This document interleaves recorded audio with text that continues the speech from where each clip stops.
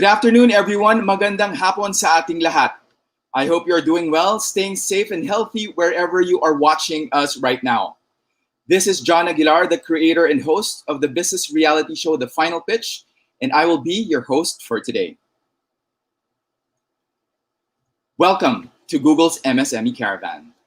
This is a public webinar for small businesses out there who want to learn digital strategy and negosyo tips from entrepreneurs, Google experts, and YouTube creators. Kaya samahan niyo kami ngayon hapon upang talakayin natin ang mahalagang topic na ito na I'm sure makakatulong sa marami at hindi lang sa mga negosyo, kundi sa mga nagbabalak pang magtayo ng kanilang sariling small business like an online shop. Pwede yan ngayon. Alright, so simulan na natin. Our first segment is all about building an entrepreneurial mindset. Siyempre, lahat yan nagsisimula sa tamang mindset dahil hindi madaling magkaroon ng sariling negosyo. Kailangan buo at matatag ang ating loob sa mga darating na pagsubok. Ika nga, hindi laging maaraw kaya kailangan lagi tayong handa sa pagdating ng tag-ulan. Today, we are fortunate to be joined by two inspiring women. First, we have the co-founder and president of a fashion social enterprise called R2R or Rags to Riches, and an online marketplace of products and experiences with a purpose called Things That Matter. Please welcome Reese Fernandez Ruiz. Hello, Reese. Hi, John. Hello, everyone. Magandang hapon sa inyong lahat. Nice to have you here, Reese. And happy to be here. Hello. And we also have the owner of an emerging coffee shop called Le Fleur, located in Quezon City. She is just, would you believe, 23 years old, and yet she is now running a cafe. Inspiring indeed. Please welcome Chelsea Kimbao. Hi, Chelsea. Hi. Hello. Good afternoon, John. Good afternoon, Miss Reese, and to all our viewers here in Facebook, in social media, and also in YouTube. Hi. Nice to have you here, Chelsea. So, ang topic natin ngayon, how to build an entrepreneurial mindset during a difficult time. So, bago tayo magsimula, para malaman ng ating mga kaibigan out there about your businesses, paki-share naman sa amin ang storya ng inyong negosyo. So, Kanino tayo magsa-start? Sige, Reese, pwede ba Okay. bang briefly? Sure, sige. So maraming salamat ulit sa pag-invite sa akin dito. Isang karangalan na makapag-share tungkol sa aming negosyo dito sa ating MSME Caravan. So maraming salamat. Rags to Riches po ay nagsimula 13 years ago. So medyo matagal-tagal na. So hindi pwedeng ka-age ko si Chelsea. Although I wish. So Nasa 13 years itsura ago. naman. Nating dalawa dyan. Yes, pareho tayo, I would say. Magkaka-age tayo dito sa group na to. So, Ngayon, para-pareho natin. of course, oo. So, 13 years ago, nag-start ang Rags to Riches. We started in a community called Payatas at nag-umpisa kami kasi may nakita kaming problema sa isang komunidad kung saan yung mga gumagawa ng mga basahan, ang kinikita lang nila ay 10 to 16 pesos every day for working the whole day kasi wala silang access to the market and wala rin silang access to the supply of raw materials. So that's why we started Rags to Riches. Kasama ng ibang mga tanyag na mga designers at ngayon meron na rin sariling design team ang R2R. We created Rags to Riches as a fashion and design house empowering community artisans from the Philippines. Okay. And Chelsea, bigyan mo naman kami ng idea sa iyong negosyo. Yun. So, it's actually Sir John and Miss Reese, no? It's Les Fleur Cafe. So, it's a French word for meaning the flower. So, it's a flower cafe, flower themed cafe. So, Yung pagka-pronounce. Yung pagka-pronounce. Les Fleur Cafe. The Fleur. Sir Okay. John. Les Fleur. Okay. Okay. So basically, we started last September 12, 2018. So 2 years na po kami sa market. Thankfully, we are located at 98A, Rolex Street, ground floor, Cherry's Residence Building, Fairview, Quezon City. We have our own signature coffee beans. Yes po, it's local, made in the Philippines to help our coffee farmers. We also have fresh teas, milk tea, original recipe for milk tea, original dishes for pasta, and yung cakes and pastries naman po naman is we get them from home bakers, selected home bakers. Then we feature them on our page every week. Tapos, yung Lakeware Cafe story kasi it started with me. I'm the owner, Chelsea and Grambao. I'm actually a mass communication graduate, major in multimedia arts. So, parang alayo, di ba? So, ba't ako nag-mass comm instead na entrep, di ba? Kasi ayoko po ng bat. Yun lang siya. Pero kidding aside kasi, I'm also a freelance photographer before I started Lakeware Cafe. Actually, nung college, while studying, no, I have an online shop. So, since mahilig ako sa sweets, nagbebenta ako ng cakes, pastries, tapos, that time kasi uso yung cake jars. Kung familiar kayo sa cake jars, I supply yung mismong garapon, yung mismong jar. Tapos, I also love to cook and bake. Taga-tikim ko yung mga taga-taste test ko, yung friends and family ko. And sabi nila masarap daw ako mag-bake ng pasta and product. Ewan ko kung niloloko lang ako for free meal or free cooking. Patikim mo sa amin. Kami nakatikim. Talaga nag-decide. Tapos, I also tend to travel. I explore kasi, so I go to different places. I go to different coffee shops. So, sabi ko, what if I have my own? Tapos hawak ko din yung oras ko. Sa akin yung concept, di ba?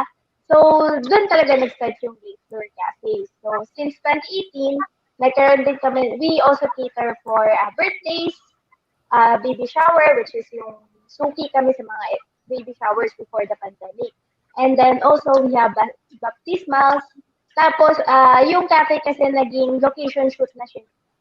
Location siya for shooting ng ilang teleserye for TV Network. Wow! Ang galing! Kung makikita mo, Chelsea, sige, go ahead. May sasabihin ka pa? Yun po. Tapos, since the pandemic happened, nag-close kami before pandemic. March 14, nag-close na kami. Tapos, June, nag-try kami for take-out. Kaya lang, hindi kami pinalad. Tapos, 5th ng July, nag-try kami ulit kasi na-accept na yung 50% dine-in. Kaso, alam naman natin na medyo takot pa lahat ng tao lumawas, mag-dine-in. So, nakapag-innovate kami ng products namin, which is coffee beans and yung bottled coffee, tsaka selected pasta. So, ito per order siya, no? Hindi siya take-out. medyo hindi pa rin okay yung online store nyo, pero at least ito, gumagana yung negosyo, no? Dito sa mga takeout products na to. Yes po, mas active kami sa Facebook, mas active kami sa social media. Okay. So kung titingnan mo, Chelsea, bagamat mass com ang iyong kurso, makikita mo, nagamit mo pa rin yun. Sabi mo hindi siya related, pero nagamit mo pa rin yun. Ang iyong photography skills, ang iyong communication skills, ngayon na-apply mo na siya sa negosyo mo.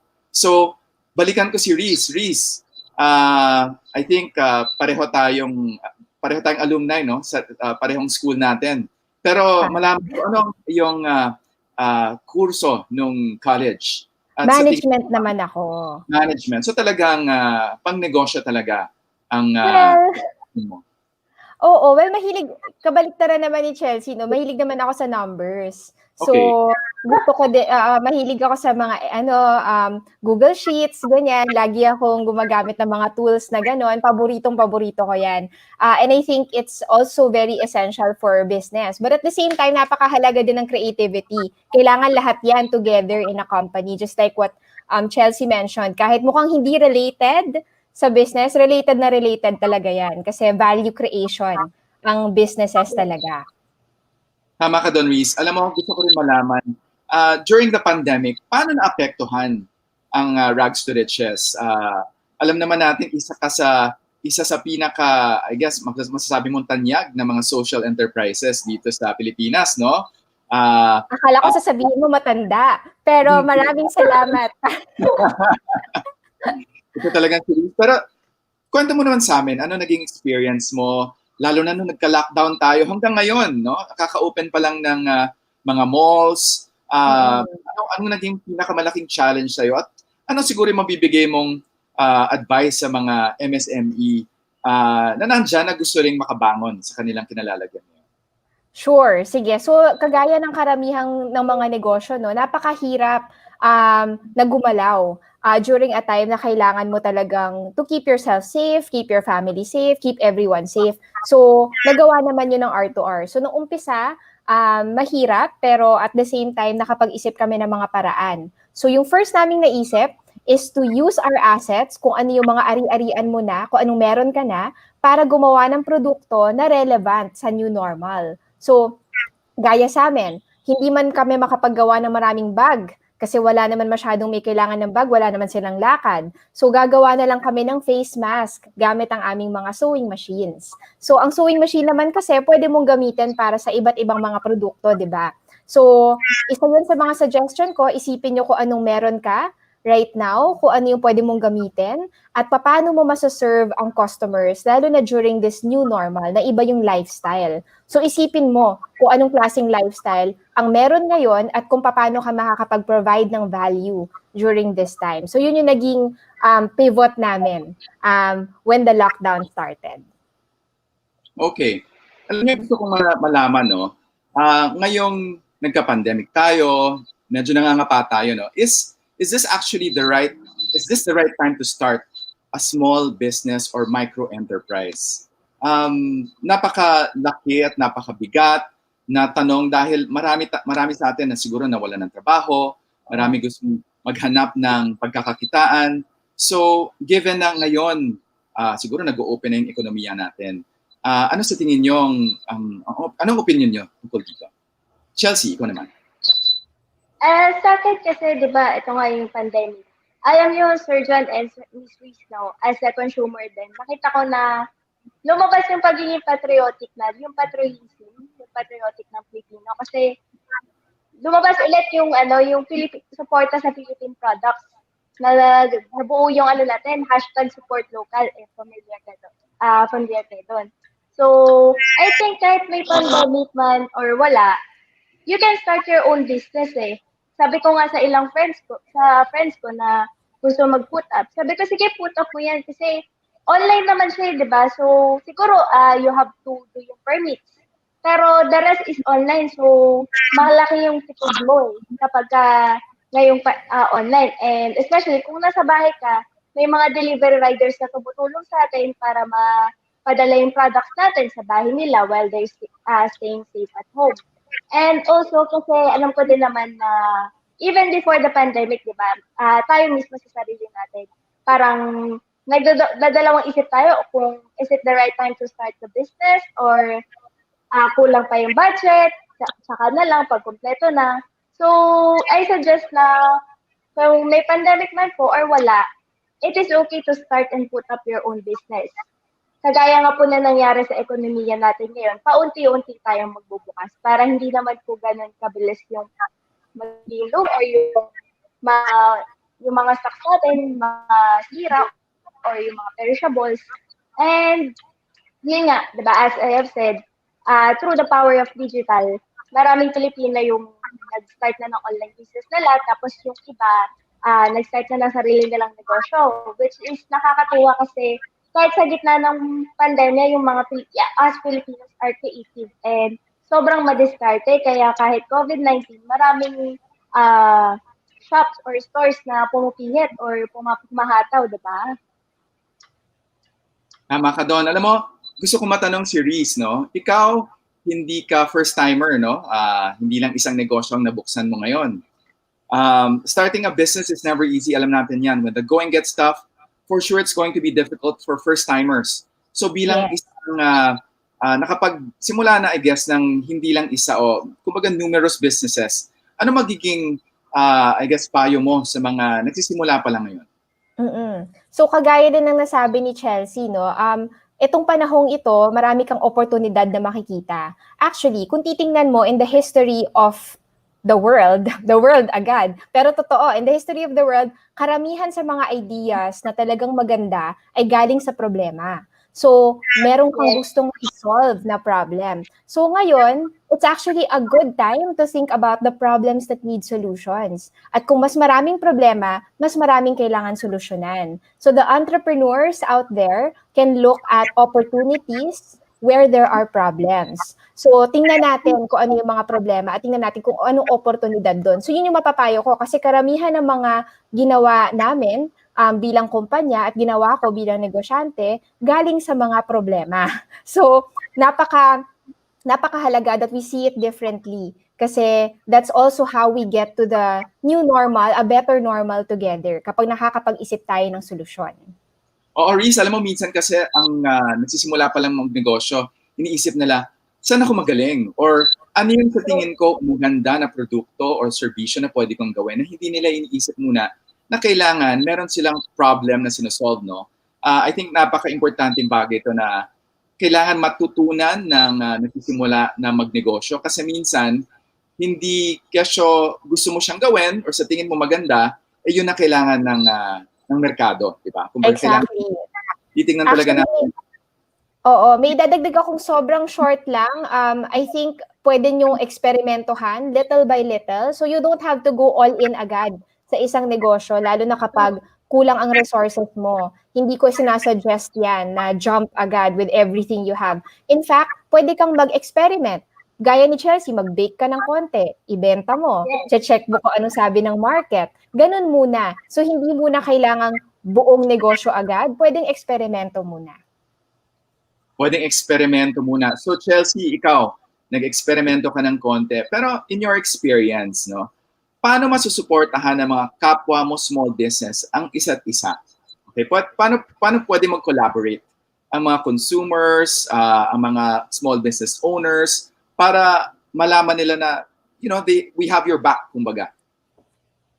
Yes, so sa akin, para siguro as a business owner, pwede kayo mag-turn yung sinabi ni Sir John na collaboration or partnership with the same line of business. Kagaya ko sa F&B, so food and beverage sector. Nagkaroon ako ng collaboration with a co-restaurant malapit lang din sa area. Nagkaroon kami ng free webinar. So, ngayon, friends na rin kami. So, tulungan na rin kami na mag-promote ko yung coffee shop niya, promote niya ako. So, things like that. And also, yun nga sinabi ko, yung sa cafe namin, we featured home bakers. So, it's a way of helping home bakers in their daily needs na, na-feature to sa coffee shop. So, yung mga ibang clients niya, customers niya, through online, makikita na, masarap to, quality. Kasi, feature na isang coffee shop. So, I guess, okay yon. Tapos also sa small to business to business, uh, pwede rin yung free webinars. Marami kasing organizations ngayon, even private companies, they organize free webinars. Actually, mahirap po mag-organize ng webinar, pero it is for the people eh.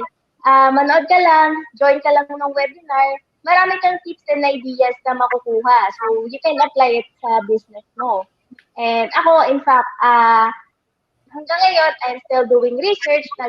Seminars po ako through online or yung webinar. And also, I am mentee po sa KMME Mentor Me Online. It's a partnership with DTI and Go Negosyo. So, kagaya po ng sinabi ni Ms. Reese, go out of your box, go out of your comfort zone, explore different approaches and ways.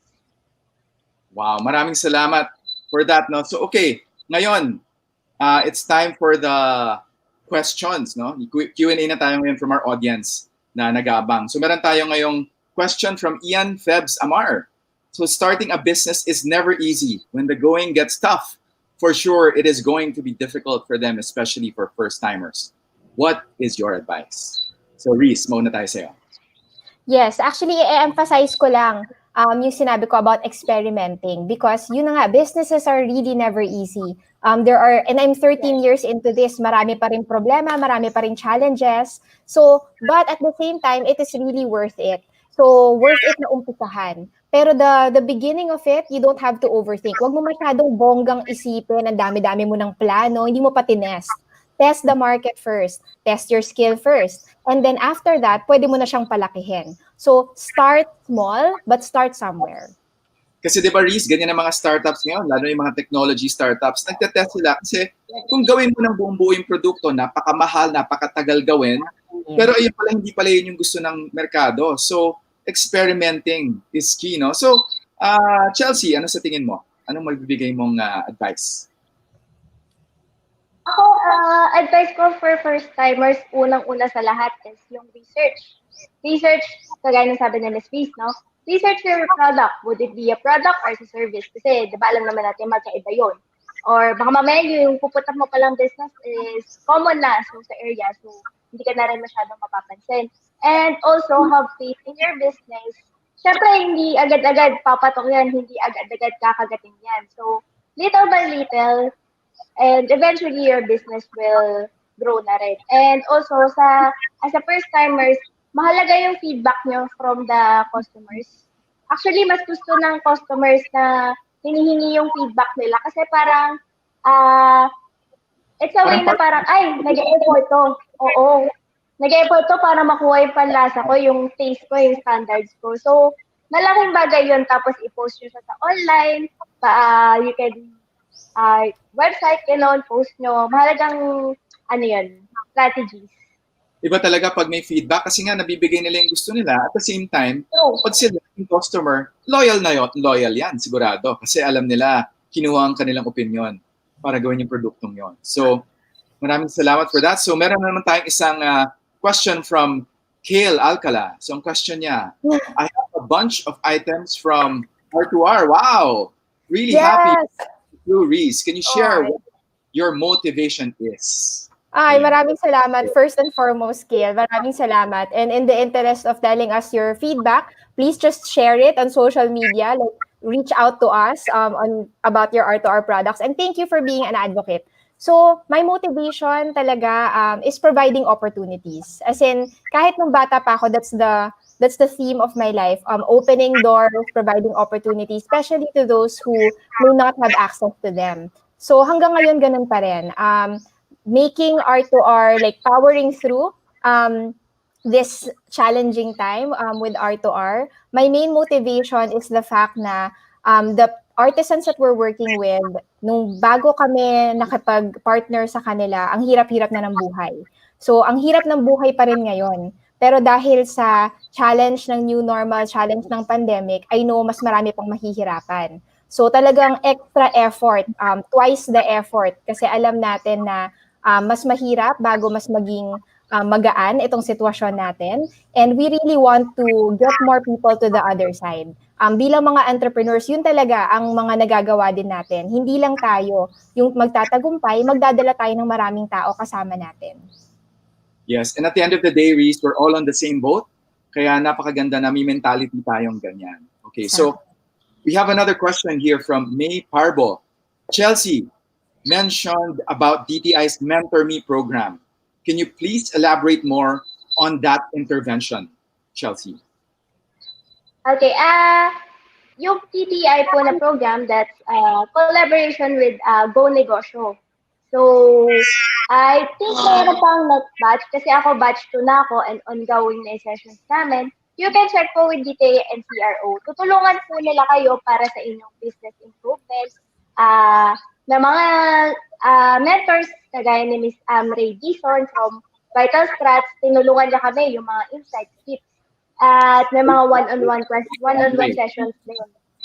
Yes, yun. Si Miss Amray. May mga one-on-one questions na pwede nyo itanong mismo dun sa speaker na okay ba yung ganitong approach or hindi. Tapos, yung culminating activities ng seminar is meron kayong panelists. And then, kapag nagustuhan nila is bibigay, if I'm not sure kasi ongoing siya, so kapag nagustuhan yung business improvement plan nyo, parang pwede kayong pahiramin ng private banks para mas lumago pa yung business or yung negosyo nyo. So actually, it helps kasi until now, ongoing. So maraming insights na nadadagdag. So mas gaganda na yung mga negosyo, di ba? Kasi nagkaroon ka na ulit ng mga bagong tips and bagong trends. Especially ngayon, nasa digital tayo. Okay, so alam mo, Chelsea, hindi lang yan sa DTI NCR, no? Kasi it's all over the country, correct? So napakagandang programa ng Go Negosyo at DTI. So we have another question here from Michelle Palma. Thanks for sharing your time with us. Can you share your strategies in keeping and growing the business for over the years? So, Reese, anong masasabi mong over the years? So, over the years kasi. Okay. Oo. So, actually, masasabi ko, keep innovating, never stop learning, and keep yourself humble. Kasi hindi ibig sabihin na matagal ka na sa negosyo, alam mo na lahat. Actually, marami ka pang matututunan sa ibang tao. And so, just make sure that you keep an open mind.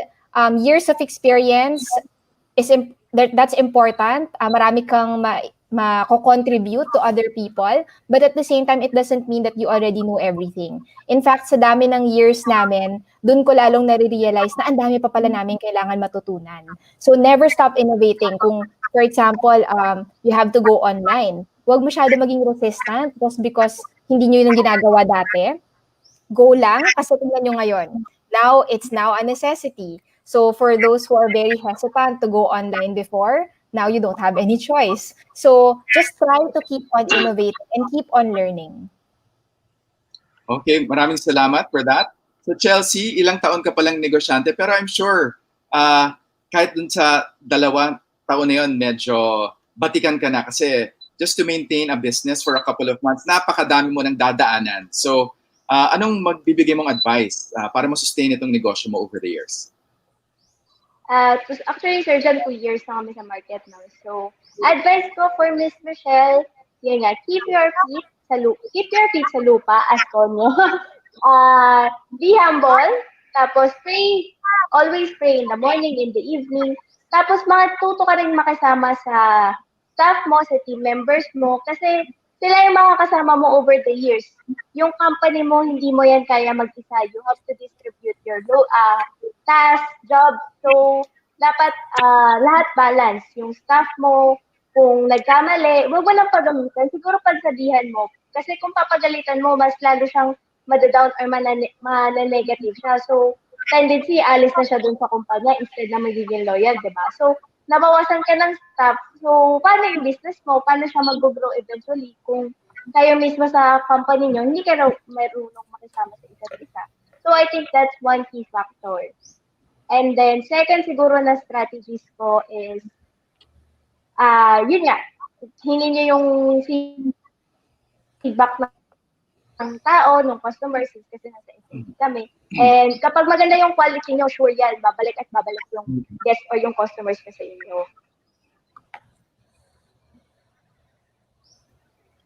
Okay, salamat doon, John? Chelsea. Alam mo, ang napakaganda na mensahe na nakuha ko just by talking to the two of you right now. One, a veteran, ika nga, of business, and one who started out recently, is that you're very well-grounded in terms of your values. Yan ang nakita ko na talagang, I think every entrepreneur, business owner should have. I think yan yung core natin na kailangan nating pag-isipan. Hindi lang puro siguro yung math, Reese, no? At hindi lang siguro puro yung creativity, Chelsea. Because at the end of the day, yung values natin, yan ang panghawakan natin. Kahit ano mangyari, kahit magkaroon pa ng isa pang pandemya, kahit ano pa mangyari sa atin at sa ating personal lives, iba talaga pag ang values natin intact. Dahil ito ang magdadala sa atin, sa ating sarili, pati na rin sa ating mga katrabaho, stakeholders, mga empleyado, at mga customers. So maraming salamat sa inyong dalawa. It's been a pleasure having the two of you business owners here today. Napakagandang ehemplo kayo ng mga women entrepreneurs who are making a difference. And I'm very proud to have you here with us today and to call you Filipinas who matter. Maraming salamat sa inyong dalawa, Reese and Chelsea. Okay, so ngayon, after discussing entrepreneurial mindset, let's talk about how to start a business. What are the baby steps or the foundations we have to consider? Our next speaker will discuss all these. With his role, he has been looking after the Philippine market for over 3 years now. He has a purpose-driven online store called the Sock Exchange. Hindi stock exchange, sock, medyas, the Sock Exchange. When you purchase one pair of socks, one pair is donated to Filipino communities under extreme poverty. Wow, what a meaningful social enterprise this is. Aside from its people, he loves the Philippines for its beaches, with Boracay and El Nido being his favorite. Ladies and gentlemen, please welcome Google's Senior Business Development Consultant and an MSME champion, Doan Kim. Hi, Doan. Having me. Maraming salamat. And good afternoon, everybody. Okay, so I do have a presentation ready for you guys, so I'd love to get started. First and foremost, thank you for the warm welcome, or warm introduction. So I'll do a quick intro about myself. Again, my name is Doan Kim, and I'm the Senior Business Development Consultant and an MSME champion here for Google. Now, the topic that we're going to be talking about today is kickstarting your own business. Next slide, please. Now, this is a topic that's near and dear to my heart. As John mentioned, myself, outside of work, I actually own a number of e-commerce businesses, but the Sock Exchange is one that I'm incredibly proud of. This is actually a social enterprise that I most recently started. It was about 18 months ago. And this is really a culmination of combining both my passion as well as a market demand that I saw in the Philippines to bring it to life. Now, as John mentioned, for every pair that we sell, we also donate one to a community in extreme poverty in the Philippines. Now, over the last 5 years, I've been working at Google, managing the Philippines for the last 3, and I've had this incredible opportunity to meet with a number of great, amazing Filipinos and Filipinas, travel extensively throughout the Philippines, and this is a community that's given me so much. So for me, this is an enterprise that I wanted to start to give back to that community, and it just so happened I absolutely love funky socks. And so in kickstarting your business, I want to go over some of the concepts, some of the theories, and some of the strategies to really consider as you kickstart your business. All right, with that, let's go ahead and get started. Next slide, please. So first and foremost, as an aspiring entrepreneur or someone that has already plunged into that entrepreneurship journey, the first thing that I'd like for you guys to really think about is, what is the purpose of your business? Really, why does your business need to exist? And what is your business's mission statement?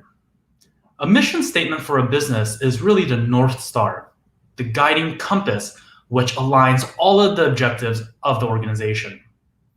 And on that note of mission statement, let's take a look at a few examples of what mission statements look like across organizations at various stages and at various sizes. Next slide, please. So let's start with this concept of mission statement, and let's take a look at Google's. So Google's mission statement today is to organize the world's information and make it universally accessible and useful. Wow, how powerful is that, right? So Google's really overarching goal is to make all of the world's information accessible and useful.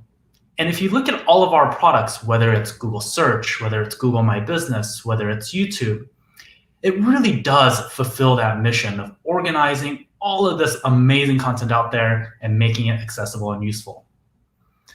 But let's talk about something maybe a little bit smaller, a little bit more relatable. Let's say your local coffee shop. The local coffee shop in your province, in your barangay, wherever it may be, their mission statement may be to provide affordable, tasty food for people, right? So with this encompassing mission statement, it really is a guiding compass to help navigate and keep your mission, keep your business and your organization in line with kind of the overarching spirit in which you set up the business for. All right, next slide. So throughout this presentation, I'd like to share some concepts that are intended to be thought starters, things that will provoke some questions. However, given the time constraint, we won't go too deep into this, but ultimately, what's really important is for us to understand that these questions, when you continue to ask yourself and you meaningfully dig deep, it'll help us think about our business much more holistically and be able to really accelerate that kickstarting, that journey of your entrepreneurship path. All right, next slide, please. So the first concept to keep in mind as you start your entrepreneurship journey, kickstart your business, is that people don't buy products, they buy solutions. Now let's take a look at what that means. Next slide, please. This is very aptly put by a Harvard Business School professor, Theodore Levitt. He says, people don't want to buy a 1/4-inch drill, they want to buy a 1/4-inch hole, right? And think about that. As consumers, we're not necessarily looking for a specific product or a specific brand, but we're probably looking for the solution that that specific product or brand delivers.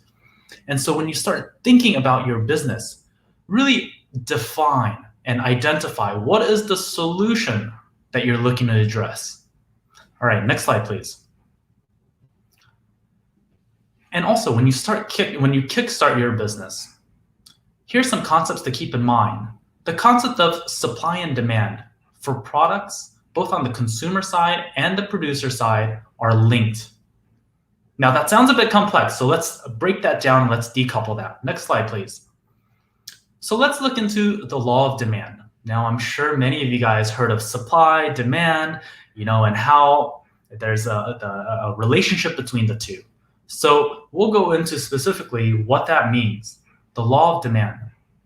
So typically, and this may not apply 100% of the time, but on most likely, right, there's a negative relationship between price and quantity of products demanded.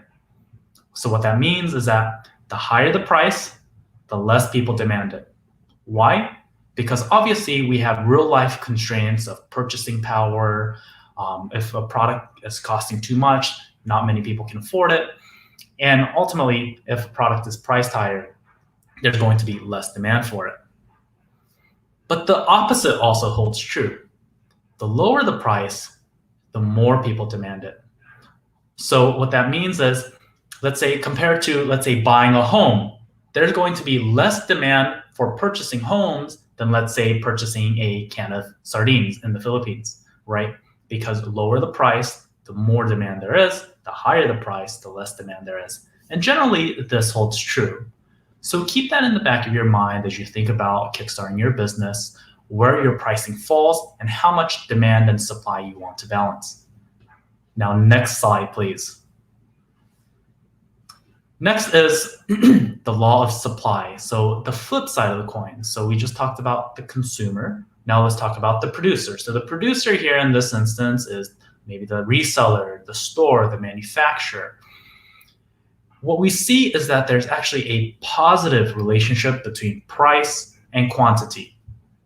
So what that means is, as sellers, as manufacturers, the higher the price, the more we'd like to supply it, right? Because if it's a high price product, high margins, high profit, then there's going to be more people that want to enter this market. And so there's going to be it's a high competitive market. But at the same time, if it's a low price, and if it's a low priced item, the less as a supplier or as a manufacturer we want to supply it, because obviously margins are razor thin. There's very little room for error.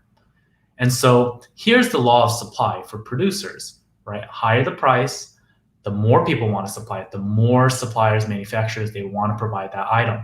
The lower the price, the less suppliers. And so competition is going to also be ranging in line with this. All right, next slide. Now, so we just talked about the concept of supply and demand. So as you think about kickstarting your business, think about where in that spectrum your supply and demand falls and where you want to position your business. Now, once you've identified your mission statement, now you've identified the pricing and where you want to position yourself in this supply and demand chart. Think about how you differentiate yourself through what we call this value proposition. A value proposition is essentially boiled down to the promise that you make to your customers. And a simple way to identify what your value proposition is by simply asking the question, so what? And we'll go into that example here in the next couple of slides. But essentially, in order to create your value proposition, and in fact, I'd encourage each of you guys watching, if you are thinking about kickstarting your business or just actually recently started your business, think about going through this challenge as we go through these slides.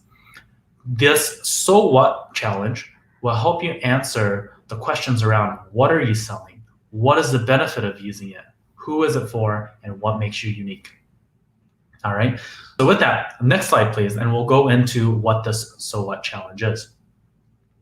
So the so what challenge of your value proposition helps you answer the question, why should someone buy your product or service versus one of your competitors? Okay, next slide. So it goes something like this. Let's say, for example, you started a coffee shop. So you would say, I run a coffee shop. Okay, to really uncover the value proposition that you deliver, your value proposition isn't a coffee shop, right? That isn't much of a distinguishing factor. So you ask yourself, so what? Well, it's a unique coffee shop to help people work better. Okay, now we're getting a little bit more granular, a little bit more uncovering that value proposition that we really want to deliver on, that promise that we make to our customers. So let's take this one step further. So what? So this person may respond, it's specially designed for people and their laptops. So what? So ultimately, as you go through this process of continuing to ask, so what, to really uncover that value proposition, you'll end with something like this. It has quiet spaces and communal spaces to cater for different working styles. Now, that's the value proposition that makes you unique and your coffee shop unique versus the one down the street, versus Starbucks, versus Bose Coffee. Because your space today, the value proposition that you deliver is that it has quiet spaces and communal spaces that caters for different working styles, right? And so anybody can come to your coffee shop, find comfort, do their work in a very peaceful, serene environment. And that's an exercise that we've developed that we recommend that you adopt as well as you think about kickstarting your business, of identifying what your value proposition is, finding out what that promise you're making to your customer. Your promise isn't just to run a coffee shop. Your promise to the customer is to deliver quiet spaces that also include communal spaces that cater for different working styles. All right. And again, I'd encourage if you're starting a business, thinking about starting a business, really hash out some of these exercises before you do so. That way you have a crystal clear vision in terms of the so what your brand promise is. All right, next slide. Now, this doesn't just apply for services or restaurants or products. It can apply for any business, right? And so the example that we have is for a plumbing business. So you can keep asking, so what? And again, The idea here is that it applies to coffee shops, plumbing businesses, if you're operating a real estate agency, whatever it may be, you can apply this so what question to really boil down into what your value proposition is. All right, let's go back. Let's go move up 2 slides. Okay, perfect. So this exercise, just to summarize, write a couple of value points thinking about what are you selling, what is your main benefit, who is it for, and what makes it unique, and try to incorporate all of these answers in your so what until you land at that unique differentiating factor for your business. All right, to summarize what we've covered so far, we've covered the laws of supply and demand. We've covered value proposition. Now let's go on to the next topic, which is, next slide, please. Building an iterative business development cycle.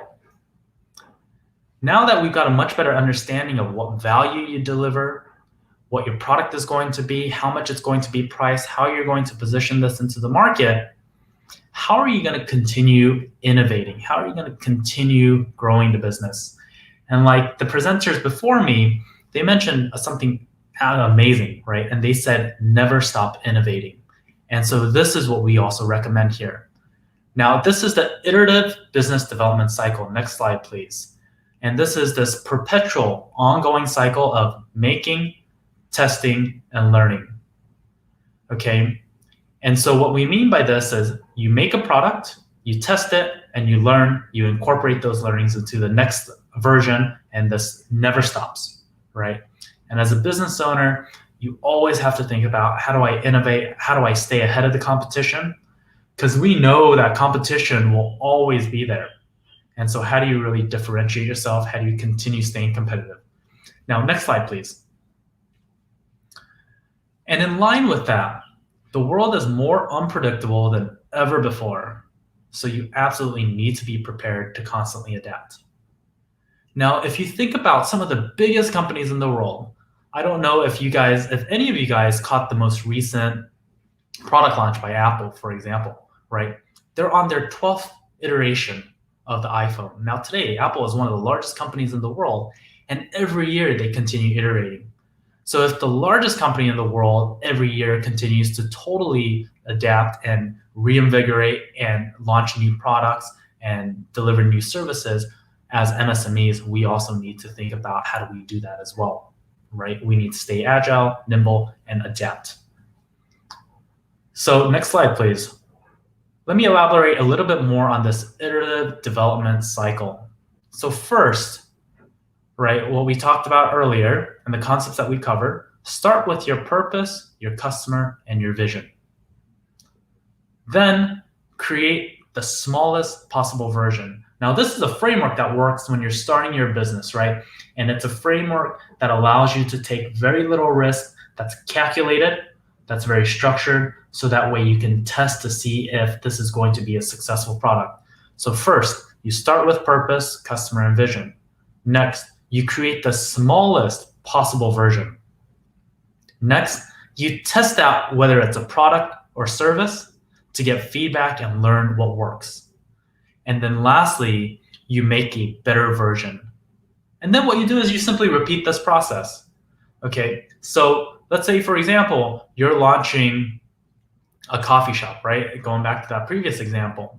First, you start with that vision statement, that mission statement, right? To create a place where you provide amazing food at affordable prices and build a community. And then you create your value proposition where you have individual and communal spaces that creates a very conducive work environment for our guests. And then what you may do is create the smallest possible version of that, right? Now, obviously, setting up a big coffee shop may be very expensive and cost prohibitive. So you may want to start with a very small version, maybe a pop-up. And then you test it, you get feedback, see what works. And then you make a better version of it. And then you continue repeating. And ultimately, this is the type of formula that works, and even if you look at the likes of Starbucks, this is how they started, right? They started with one shop and then they grew, they tested, they got feedback, they made it better, and then they just kept iterating to become one of the largest coffee chains in the world. Now, next slide. I'll actually give you a specific example of the iterative business process at work. Now, we've all heard of the Marriott chain of hotels. But did you know that Marriott hotel chain actually started as a root beer stand in 1927? Then they actually found, hey, you know what? Maybe root beer isn't the best thing for us. So what they did was they went through this iterative process. They then became a small restaurant. And then they, took their learnings, what worked, what didn't work. And then they iterated to the next development, which was a fast food drive-in spot. Then they iterated again. They took their learnings. And then they continued building on what was working and removed what wasn't working. So then they became an in-flight meal service. Then, going through that process one more time, they then became a motel.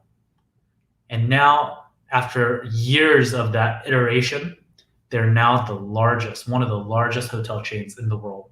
So this is really the iterative design process at work, and a concept that each of us as MSMEs should adopt to think about: how do we continue innovating? How do we stay ahead of that competition and continue growing our business? Now, next slide, please.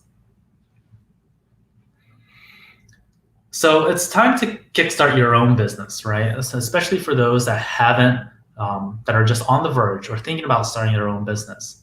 There's never a better time than now. But first, and we want to stress this so much, but first, next slide, please.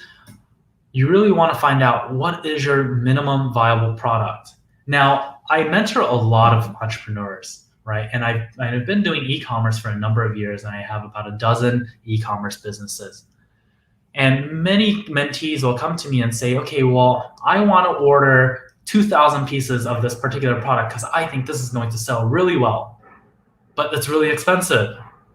So what we recommend is don't bet the farm on a particular product or a particular service, right? Because you want to take calculated risks, right? So what you want to do is you want to create your minimum viable product and use it to test assumptions about your business. And as many of the entrepreneurs, that I share the stage with will be able to tell you, sometimes a product or service, they may get it right, but oftentimes we'll totally miss the mark.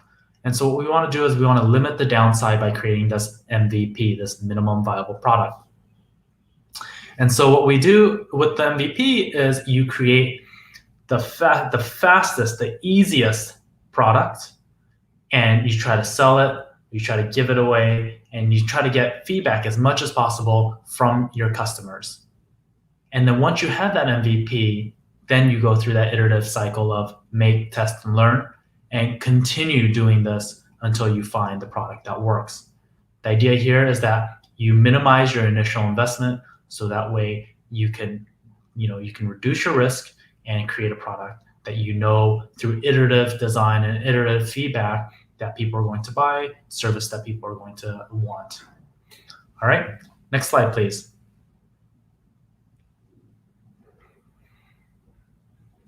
Okay. Another concept that we'd like to go over is taking the value statement and turning it into a brief about yourself. So what that means is for the value statement and for this MVP, what you want to do is you want to create this statement so that way, again, you're aligned as an organization, you structure kind of your approach. So it goes something like this.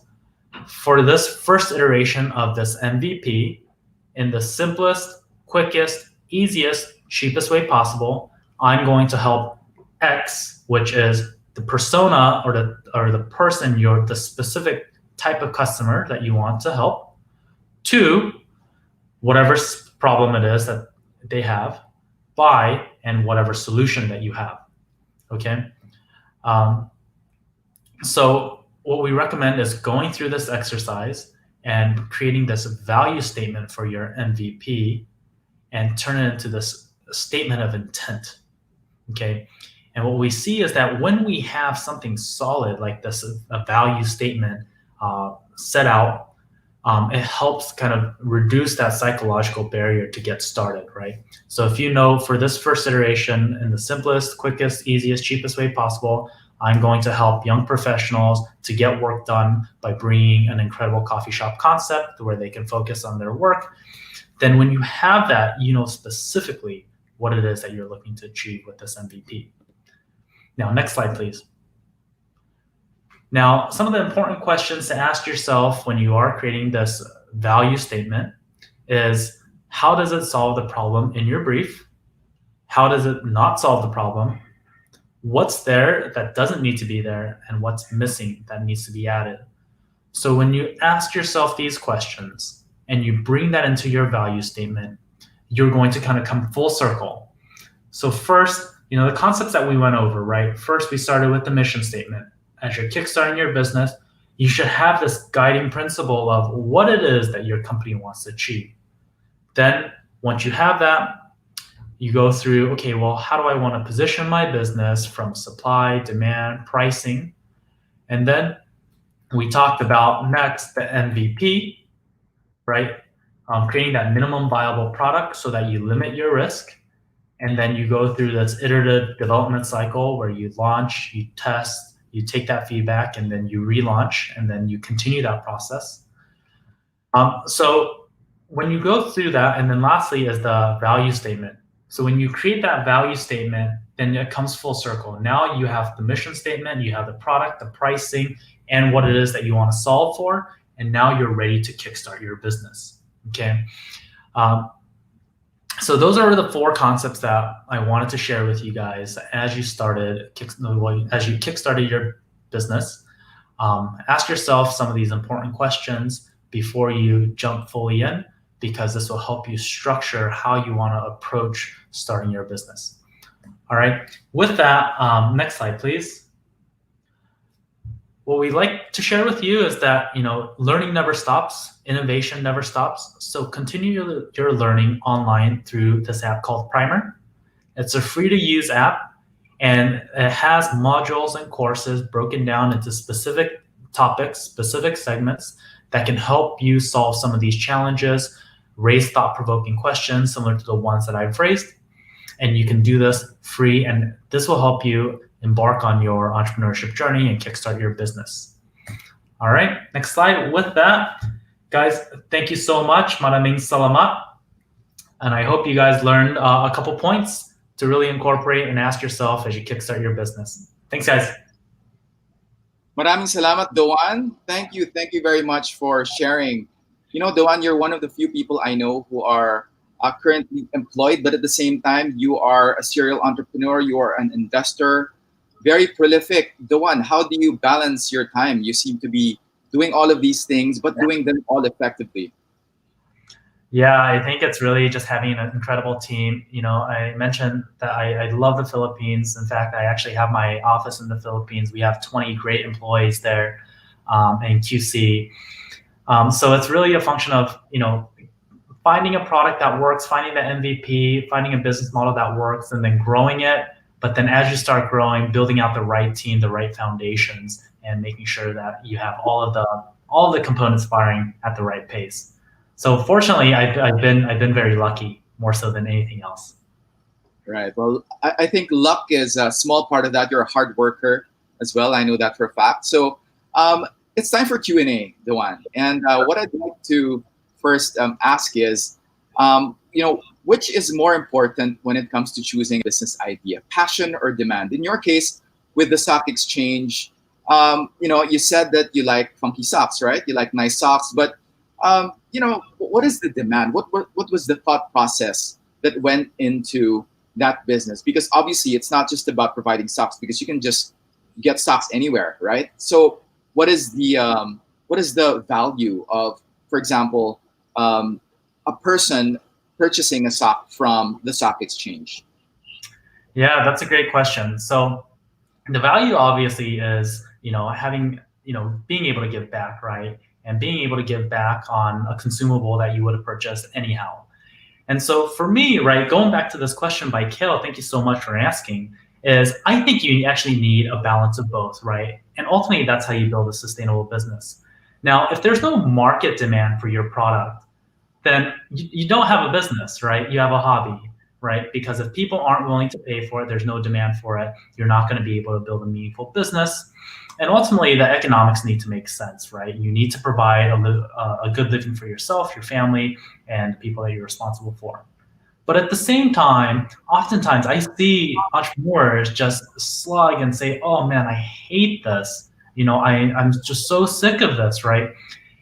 If you don't have a business or a concept that you're absolutely passionate about, that you love and really excites you, then it's not going to be sustainable. You're going to be dreading going to work. And so I think it's actually a balance of both. First and foremost, you need to have that demand, because that's why it's so important to have that. It's very interesting what you said about demand, because a lot of businesses right now, I would say, have knee-jerk reactions to demand, because obviously the malls are not open. So people left and right have been putting up their own, maybe small food business. But what happens after the malls open or the restaurants open? How can you make sure that there is still long-term thinking and not just knee-jerk solutions that are being employed? Because these really are challenging times. But how do we not get overwhelmed with what is the current scenario now and think into the future as well?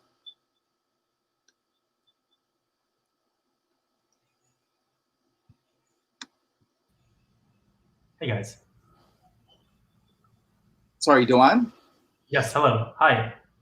Yeah, sorry. I lost you there? Yeah, that's strange. I think there was an electricity outage at my house. Okay. So yeah, I'll just go ahead and repeat the question. So right now a lot of businesses have sprouted left and right. A lot of them knee-jerk solutions, because probably the malls, restaurants are not open, so they will put up a small delivery service or a small food business. But then again, once the restaurants and the malls open again, how do they make sure that they can sustain this? Because you still have to think long term in terms of how you start the business, not just solving problems now, but way into the future. Yeah, no, absolutely. And I see this happening all the time, right? Businesses, and this is a hot buzzword, businesses pivot, right? And I think that's part of kind of this iterative process, right? Because if your business or your industry is severely impacted due to the current pandemic, or any, just the business, sentiment overall, it may not just be related to COVID-19, but, at any time, if it's impacted by something that's outside your control, you have two options. You can innovate and you can adapt and you can do something about saving your business and growing your business, or you can just kind of lay down and, let it fall under. And so I think it's first and foremost, you need to figure out, okay, well, how do I keep this thing afloat if this is something that you do want to continue on, right? And I applaud the entrepreneurs that are making that pivot and figuring out, how do I keep this afloat for the short term? But absolutely, when you think about pivoting and transitioning, what we like to do is, go back to this iterative development process, right? Once you've figured out that short-term thing that works for you and that helps you kind of keep the lights on over the short term, identify specifically what solution you developed, right? What solution you offer to your customer in this specific short-term initiative that you launched. And then what we recommend is that you incorporate that back into your broader kind of your everyday business. So that way, when you come out of that pandemic, you can pivot and you can pivot, you can continue incorporating the learnings that you've developed, and then grow your business into a healthier, stronger foundation than it was prior to COVID-19 or any other pandemic. Right. Okay, let's get to the next question. We have a question here. What do you think is the hardest part of having a business, and how can the owner address this difficult challenge? Yeah, I have a lot of, close friends that have startups that are both venture funded, and that there's some that have been venture funded for millions of US dollars, right? And so there's an enormous amount of pressure. Now, I think personally for me, the biggest challenge is kind of the emotional swings. And these are one of those things that, often doesn't get talked about, right? Because, it's sometimes it can seem very glamorous of, venture funding, growth, scale, etc.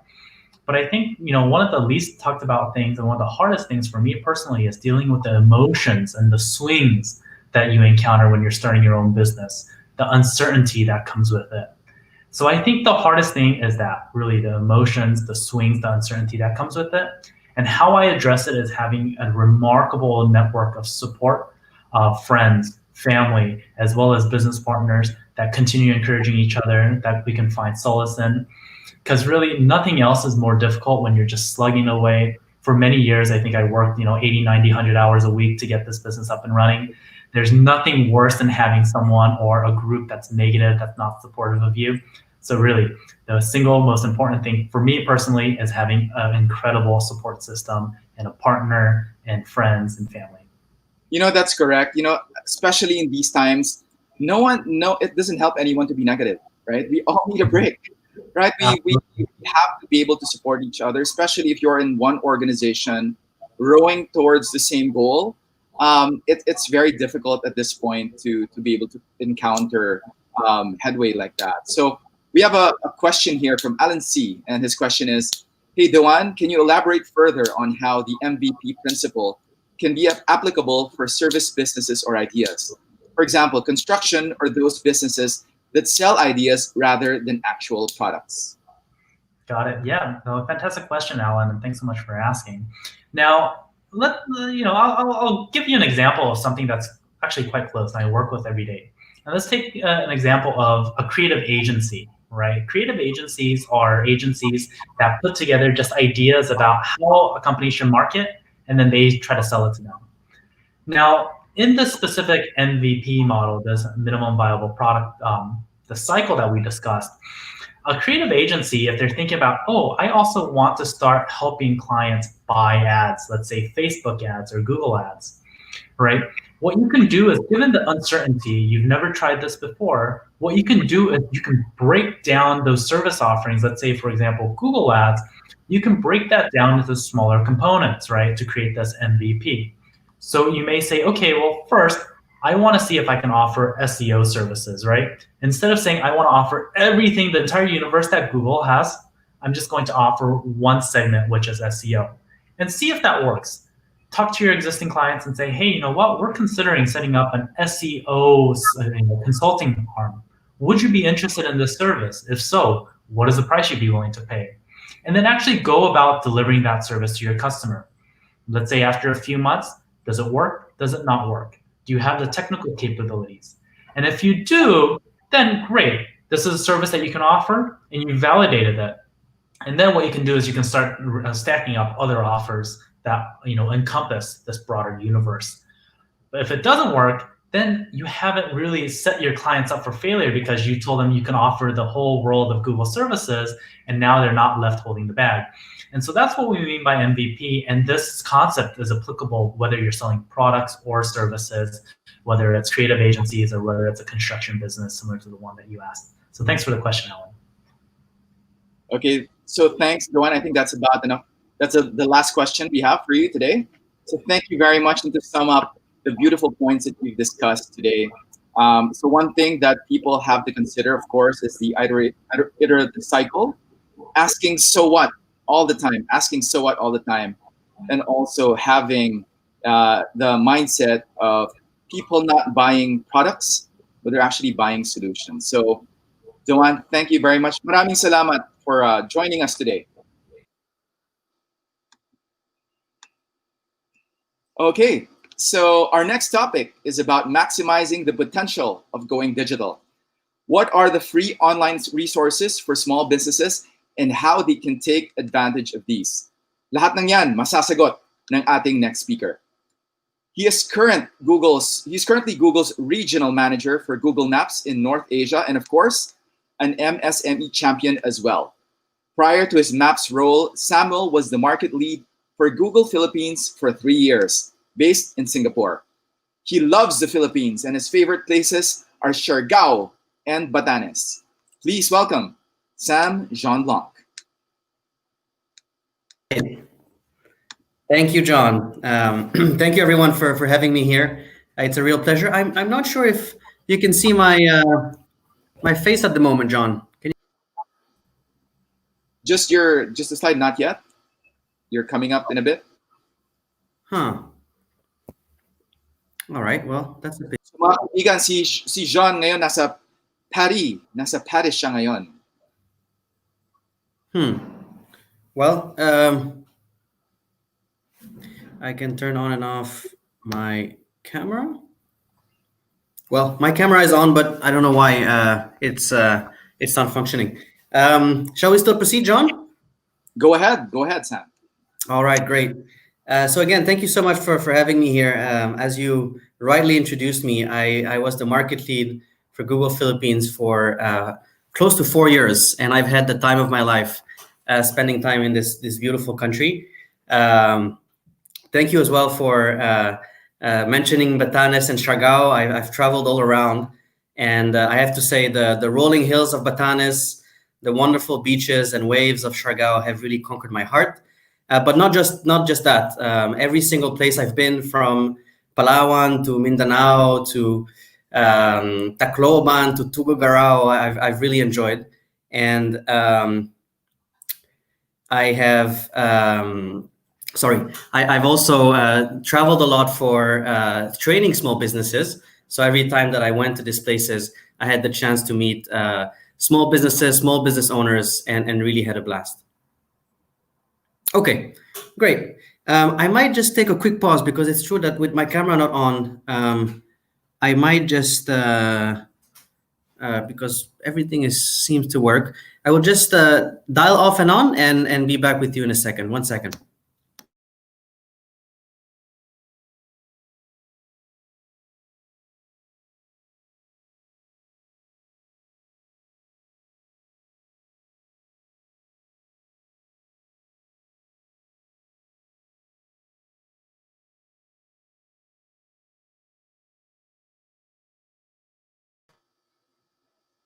All right. So mukhang bumabagal ang internet nila ngayon sa Paris. So I think ngayon mas mabilis ang internet natin ngayon. So medyo nahihirapan si Sam. So right now, I think pwede nating puntahan ang isa nating guest na mas malapit-lapit. Nasa Pilipinas lang tong susunod nating guest. So titingnan lang natin kung ready na siya. Okay. Okay, so balik natin kay Sam. Sam, back to you. All right, nice. Now you can all see me much better, much better. All right, great. So just as I was saying, I've traveled all around the Philippines, and I have to say, Filipinos have one of the biggest hearts I have ever seen. And as you can probably see from my background, I'm right now in Paris, in my hometown, and I have to say I miss the Philippines every single day. So thank you so much for having me. So what are we going to talk about today? After this great introduction to creating your own business by Doan, we're going to look at how you can actually maximize digital marketing now that you've created your business, and how you can specifically maximize Google My Business, which is a completely free tool that Google gives you access to grow your business online. Next slide, please. All right, next slide. So before we begin and talk about the tool, I think it's really important to remember how important digital is in the Philippines at this very moment. So as you can see on this graph here, this is the number of Filipinos that have a regular access to the internet through time. And it's a very simple graph. It's all up and to the right. As you can see, in 2014, 6 years ago, there were only 37 million Filipinos that had access to the internet. And if you fast forward to 2019, which was last year, you already had 76 million Filipinos that access the internet every single month. What this means is that if you are a business and you don't have a digital presence, you're missing out on this enormous potential which is digital. And that's why today we want to show you practical ways to get online and allow consumers to interact with your business and actually purchase from your store, from your shop, from any business that you want to create. Next slide, please. And the funny thing about the Philippines is that it's not just that people are online, it's also that they spend a lot of time online. The numbers on the screen that you see there, it's the average number of hours that Filipinos that have an access to the internet spend on the internet per day.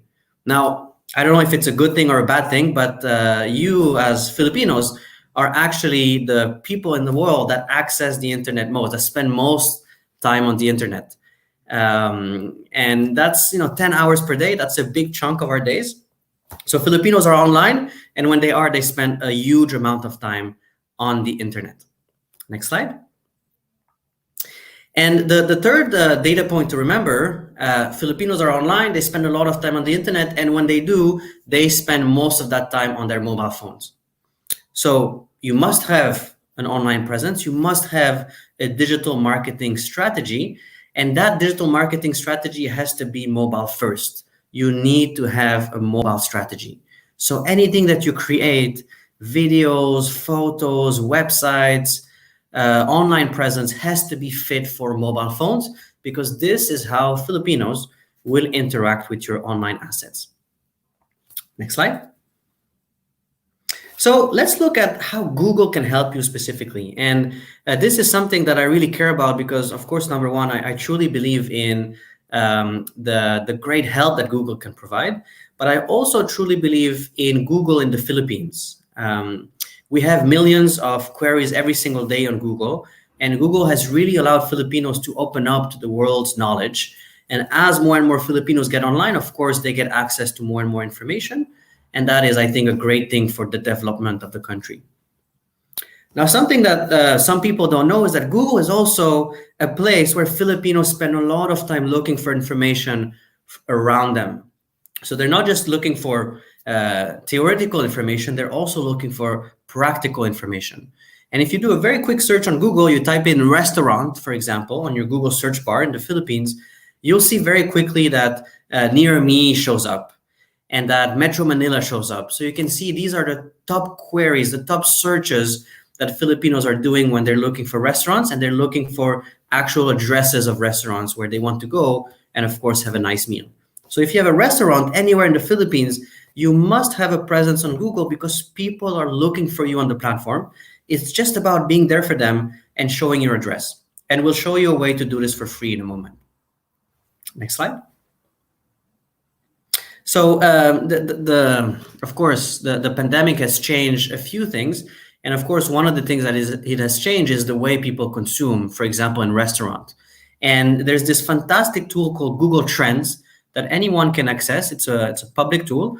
You go to google.com/trends, and you can actually see the trends in terms of volumes of searches for specific terms on Google in the Philippines. And you can clearly see that once the pandemic started to rise in the country and the lockdown was announced, people, of course, shifted from looking for restaurants to go to, but they were looking for restaurant deliveries, right? And you also saw some interesting trends like sushi bake, which became a big trend. And you could see plenty of videos on YouTube and posts on social media. So anyways, Google Trend is a great way to see how people are actually looking for information around your space. Next slide. All right, so let's do a quick analysis of a Google search results page. I'm sure everyone in this call has seen this page once in their lifetime at least. And there are actually three parts to that page. The first part is the bar at the very top. And you can see here it's a search for hotel in Tagaytay. And this is what we call in the marketing jargon a keyword or a search term, right? Sometimes we also say it's a query. So keyword, query, search term is whatever is typed into the bar at the top of Google. And then you have two parts to the results, right? The first part is paid search results. So these are companies that want to put ads on top of the results to make sure that customers will notice them, click on their links, and probably purchase from them, right? So these are up to 4 paid results right underneath the search query. And then under those 4 paid results, there are what we call organic search results. And these are non-paid links that our algorithm basically puts there based on their relevance in relation to the user query or the user keyword. All right, so 3 parts of a Google search page. Number 1, the keyword at the top. Second, the paid search results, and then underneath the organic search results. And of course, the organic search results sometimes stretch for pages and pages and hundreds of thousands of pages. All right, I hope this is clear for everyone. Next slide, please. So how can you show up there? Of course, this is through what we call a search engine optimization or search engine marketing campaign. And this would require a little bit of budget, and maybe it is something a bit more advanced we can see later on. But then next slide, please. To show up at the bottom underneath, it's what we call organic search results. Now, as you can see on this slide, Google is not just the search page anymore. It's also very present with Google Maps. And that's why we also have the same distinction when it comes to Google Maps. And the tool that we'll show you later on, called Google My Business, allows you to show up for free, both on Google Search, what we've seen in the past slide, and on Google Maps, what we're seeing right now. So same as Google Search, when you are on Google Maps and you search for restaurants near me, you will see, of course, some results. Some of them are paid, but most of them are organic. And basically, Google Maps showcases Google My Business organic results. So once we set up the Google My Business page together, you'll be able to show up on that list as well. Next slide. All right, so now let's get into the meat of the presentation, how to leverage Google My Business for you to have an online presence. Now, Google My Business, as we said, allows you to show up on Google Search and Google Maps for free and to showcase your business. Whether you are a physical business or an online business, any business can show up through Google My Business.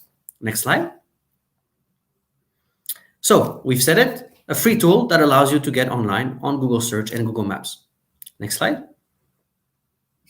All right, here is a screenshot of how this actually plays out, right? So when you are on Google Search and you look for restaurants near me, for example, or a shoe repair shop near me, and you're in Manila, you will see, for example, this little map here, and the blue box that is highlighted on this screenshot is basically a Google My Business organic search result. And then when someone clicks on that link, he will be on the second page, the page you see, the screenshot you see on the right. And as you can see, this page has loads of information, from photos at the top to the address, to the opening hours, to the phone number. And the beauty is that all of this is 100% free. There is absolutely no charge for you to be there at the top of the results and for you to have all that information accessible by users. Next slide. So as a recap, why is it so good and so important to be on Google My Business? The first one, of course, is to stand out and just to be there when consumers are looking on Google for a business that they want to purchase from, right? 100% free. The second reason why it's important is because it also allows you to interact with your consumers. There is a whole chat system inside Google My Business for free. There's a whole review system to which you can respond for free. And then on the right side of this slide, you see that you can also have some data analytics.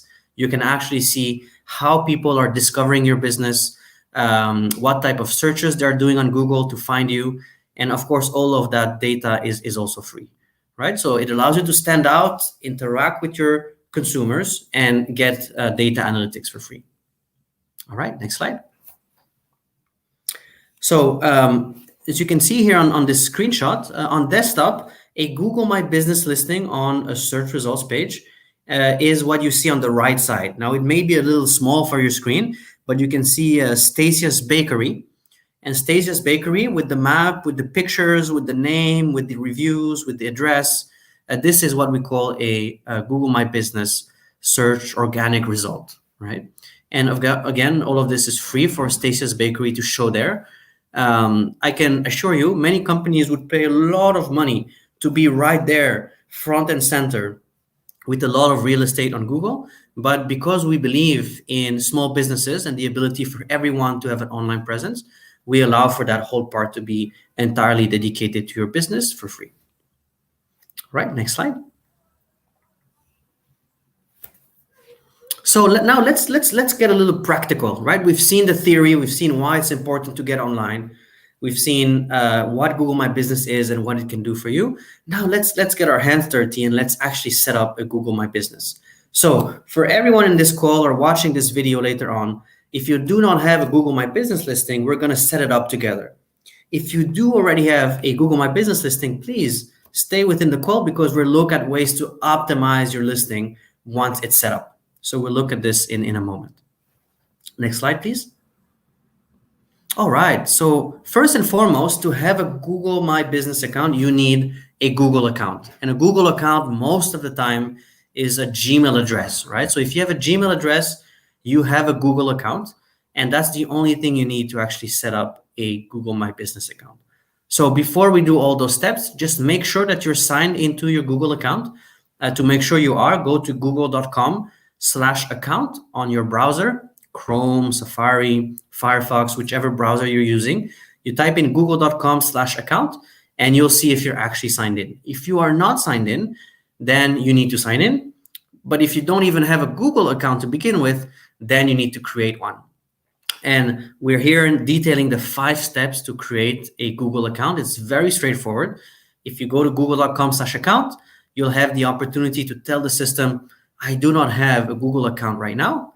And then you can actually select to create a new account and then go through the 5 steps to actually have your account set up. It's very straightforward. The only thing you need is basically to choose an email address, which takes a few seconds, enter some very basic information about yourself, and then get the account created, right? Most of the time, the system will ask you as well for a phone number just to verify your account and be able also to check if ever there's any security issues. So 5 steps to actually create your Google account or to log in. Next slide. Okay, the best way as well, if you already have a Google My Business account or you're ready to create one, is actually to download the Google My Business app. So if you go to the Play Store or the App Store, if you have an iPhone, you can actually look for Google My Business and download the app. The experience is a lot smoother if ever you have the app on your phone. Next slide. All right, so now let's go into the few steps. Actually, if I remember correctly, it's 8 steps to create your Google My Business account. It's extremely simple. You'll see it through the different steps. Very, very simple to do. So the first thing you need, and that's the first screenshot on the left, is your business name, right? So write your business name inside the Google My Business creation. So sorry, and I may have missed there was probably a slide missing there. To start the process, you simply go to google.com/business, right? Or you log into the Google My Business app. But to see this screen that you're seeing on the screen right now, you need to go to google.com/business and then to create a new account, to click on the button on the top right that says create a new account.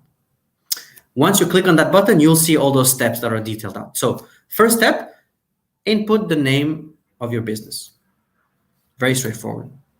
The second step, so then you can click on next at the bottom right of your screen. The second step is to add a location. So again, if you have a physical location, you're a coffee shop or you're a shoe repair shop or you're a restaurant, you do click on yes.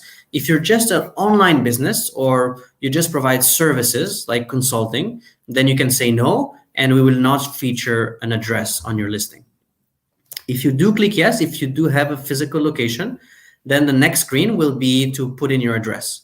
And that's also very straightforward. You put in the most detailed address that you have about the location of your business. The fourth option, the fourth step, once you enter your business, is to tell the system, do you serve customers outside of this location? So do you deliver? For example, let's say you are, and I've seen loads of those business, you are a buko pie maker in Tuguegarao, but you also allow some customers that are around the area to order from you and get it delivered. Then you can say, yes, I do serve customers outside of my physical location, which is my store. And then you can input in which region or which area you are actually able to deliver. Next slide. Okay, finally, we're almost done. 4 last steps. The step number 5 on the left side is just to verify your location. So make sure that the PIN is at the right location of your business. Next step is to choose a category, just so that we know what type of business you are. Are you a restaurant? Are you a coffee shop, etc.? And then finally, the last step before all of this is over is to put in a phone number so that people can call you if they want to know if your shop is open, for example, and then to put in a website if you already have one. If you do not have one, however, don't worry, there is a way to get one for free later on. And then you finalize the process. So if you remember correctly, I think it's 8 different steps to get there. And some of the steps are not even required, they're just optional. So in 5 minutes, you can have your Google My Business page ready. Next slide. All right. Now, before we actually show your business on Google and on Google Maps, we just need to verify it. The reason why we need to verify it is because we cannot just send our users of Google Maps, for example, to a location that doesn't exist, or to a shop that has not opened or that is closed. So we just need to verify it. And to verify it, you can either request for a postcard. So we'll send a postcard to your home, or you can go to the MSME Caravan website. And as you can see, if you go to the resources tab on the top right, you can request for a code that will issue for you without even sending a postcard, because we trust you, you're part of this webinar. And so we will issue a code for you that you can input into the system to verify your business, right? So that's the last step before you actually get your business online for free. You just need to verify it so we can make sure that you're actually at the right location. Next slide. All right, or you can also wait for the postcard. So postcard option, which takes about 2 weeks to a month to arrive, or the code option that I just showed you, which takes about 5-7 days to arrive in your email address. All right, next slide. Okay, let's wrap up this session by showing you all the different features and optimizations you can do on Google My Business. Next slide.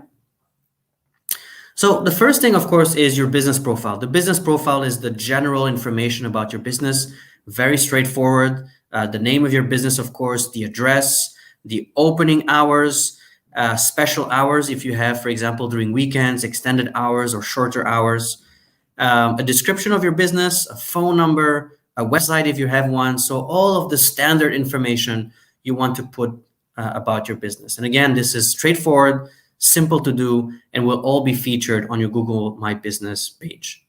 Next slide. The second thing you can do is a post. And a post is very similar to a social media post, basically. It's about informing your users about what you are providing at this specific moment. So a post can be about a new item on the menu. It can be about a special promotion that you're launching. It could be about a special event that you're hosting. So do use posts just like you're using social media posts on a regular basis to update your users about what's going on in your store. Next slide.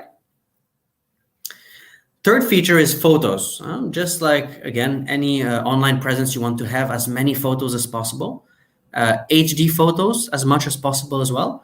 So just upload as many pictures as you have, especially the really good ones, so that people can know what to expect when they either purchase from you or go to your actual location. Next slide.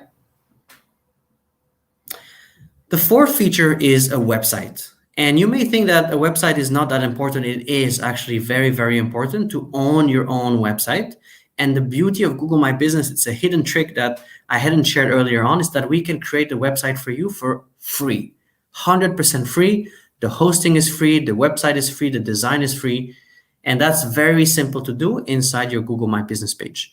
You basically go to the website tab and you tell the system, please create a website for me. And so what the system will do is extract all the information from your Google My Business page, your photos, your name, your opening hours, and create a beautiful, simple website that you can then share with whoever you want on your business card, on your menu, with your friends.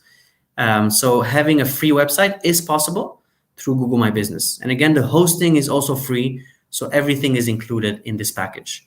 You will not find many programs that allows you to do this, especially for free. So do take the whole benefit. Next slide. All right. Next feature, of course, are reviews. And I've mentioned this in the past. You can actually get people to reviews. And you can also reply to those reviews, right? So if the reviews are good, please reply saying, thank you so much. I'm glad that you enjoyed it. If the reviews have some feedback or comments that you can improve on, do reply as well. Say thank you for the feedback, and of course work on the points of feedback that are shared with you, right? So Google My Business is a great way to get direct feedback from your customers and to get reviews and to respond to them. Next slide. All right, a sixth feature. You see there are so many features. Oh my God, this product is so complete. Sixth feature is messaging. On Google My Business, you also have a messaging option where people can directly message you also for free without using the SMS route, and can message you and then ask you a question. For example, are you open right now because it's COVID? Or do you have parking, for example, if this information is not available? And then you can reply to them saying, oh, yes, we have parking. Please park in front of our store. We'll be waiting for you in our shop. Next slide. Seventh feature, follow. So follow, just like liking a page or following someone on social media. It works exactly the same. So people can actually follow your business and get an update over email or through a notification every time you post something new. And you can also bring welcome offers to your users and consumers. So if there's someone that is buying on your website or buying inside your shop for the first time, they can have a special coupon that you can give them. And you can feature, of course, all of this on Google My Business. Next slide. And finally, a last feature, insights. So as I shared earlier on, one of the most important things is to get data, to get feedback about how users are interacting with your brand, with your business, with your shop. And so Google My Business gives you those free insights that will come from how are people looking for you on Google search? Are they asking for directions? Are they asking for your website? How many people have given you a phone call because of Google My Business? So all of this is available through the insights page. Okay, next slide. And finally, of course, you can also add a short name. For example, if your business has a very long name because you add all the administrative jargon to it, you can actually shorten it and have a shorter name. That's kind of a nice to have feature. Next slide. All right, Q&A, we've already talked about this. You can get feedback, reply to reviews, and have messaging with your customers. You can also, of course, have a dedicated section about the top questions that customers are asking you. So you can, from all the chats and all the interactions you've had with your customers, you can actually feature the top questions. So think of this as an FAQ, frequently asked questions, that are displayed straight into your Google My Business page. Next slide. Okay, so we've seen all those features and the list is so long. So my advice here is to please just focus on a few of them and really master them to their full abilities. For example, photos are very important. So rather than looking at all the features, start by focusing, for example, on your photos, focus on your business profile. And then once you have everything complete, then you can look at the additional features that we've shared towards the end. For example, having the Q&A part, etc. These are most nice to have. The critical parts are really the business information, the photos, and probably the website. These would be the 1, 2, and 3rd key points I would focus on if you're just starting with your business profile. So let's finalize the last slides on how to optimize your Google My Business, especially for COVID-19. We have launched some special features to help businesses during COVID-19, and we're going to feature them right now. So next slide, please.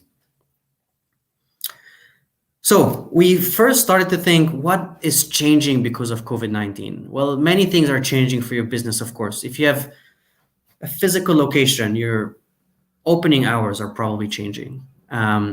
If you have a physical location, your business address may change. You may relocate, or you may close down your business temporarily. The payment methods as well. We've seen in the Philippines with COVID-19 a lot more digital payments and mobile wallets being used. And then finally, of course, a key one is pickup and delivery. We've seen so many businesses starting to offer deliveries and starting to offer also pickup inside the store to avoid, of course, physical contact.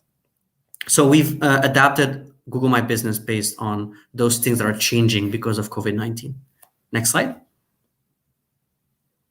So the first thing, of course, you can do because of COVID-19 is change and adapt your business hours.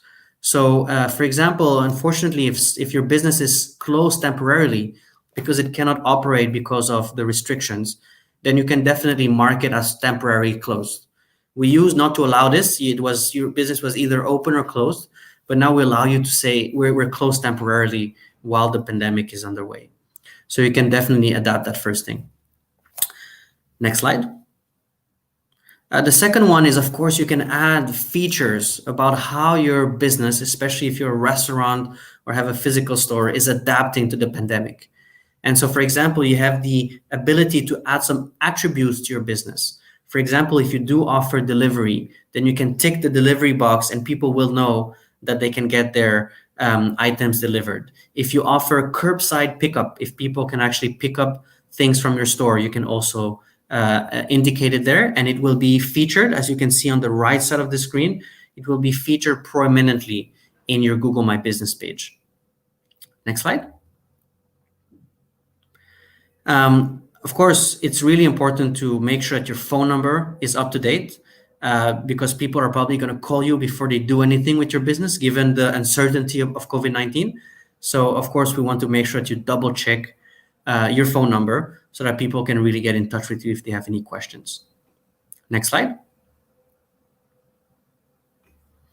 And then we've also given the ability to create a COVID-19 post that will be featured at the top of your business profile, that will really tell everyone the latest update about your business. Are you closed? Are you about to reopen? What are the different restrictions you've put in? Do your staff, do they have masks? Are they cleaning the facility regularly, etc., etc.? You can update everything there on that special COVID-19 post, and this post will be featured prominently in your page so that people know what to expect when they actually go to your store or they purchase from you. Next slide. So this is it. I hope this was useful. I'm sure it was. As a quick recap, right, we've seen first and foremost why it is important to have a digital presence. We've seen all the data points that shows you how much Filipinos love digital and are using digital today. Then we've seen how you can actually be online for free through Google My Business and why it is important to do so. And then finally, we've gone through the setup process and all the different features that Google My Business allows you to leverage and to have a full optimized online presence. So my key ask at the end of this presentation is, if you do not have a Google My Business profile today, please create one and use this video as a step-by-step guide. If you already have one, make sure you're maximizing its usage and just upload all the different categories and features that you can leverage. It's a free tool. There are not so many fully free tool out there, and we will keep it that way. So please maximize it, and we will make sure that we'll drive business to your store. So last slide. Thank you so much for attending this webinar. I think we'll have a few Q&As at the end, but please also register for the upcoming ones.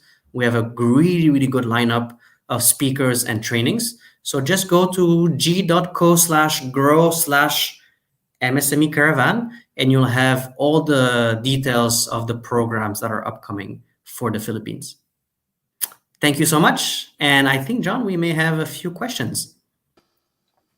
Thank you very much, Sam, for sharing all of those tools that are available to everyone for Google My Business. You know, you've gone through so many tools. What, in your opinion, is the most important tool for someone who is just starting out? It's a really good question. So I would say that before you go into the tools that are too complex, I would really maximize the free, simple tools that you have online. We've talked, of course, about Google My Business. I think in everybody's mind now, there's no question that this is a must-have tool. But there are a few other tools, of course, out there that you can maximize, from social media to YouTube. So just make sure you maximize all those free platforms before you move to more advanced ones. Otherwise, you'll just be missing out on all the free stuff that is out there. All right, thank you for that. So we have another question here from Beatriz Marie. Hi, Samuel. Do I need to advertise on Google search just to be able to maximize the benefits of my Google My Business account?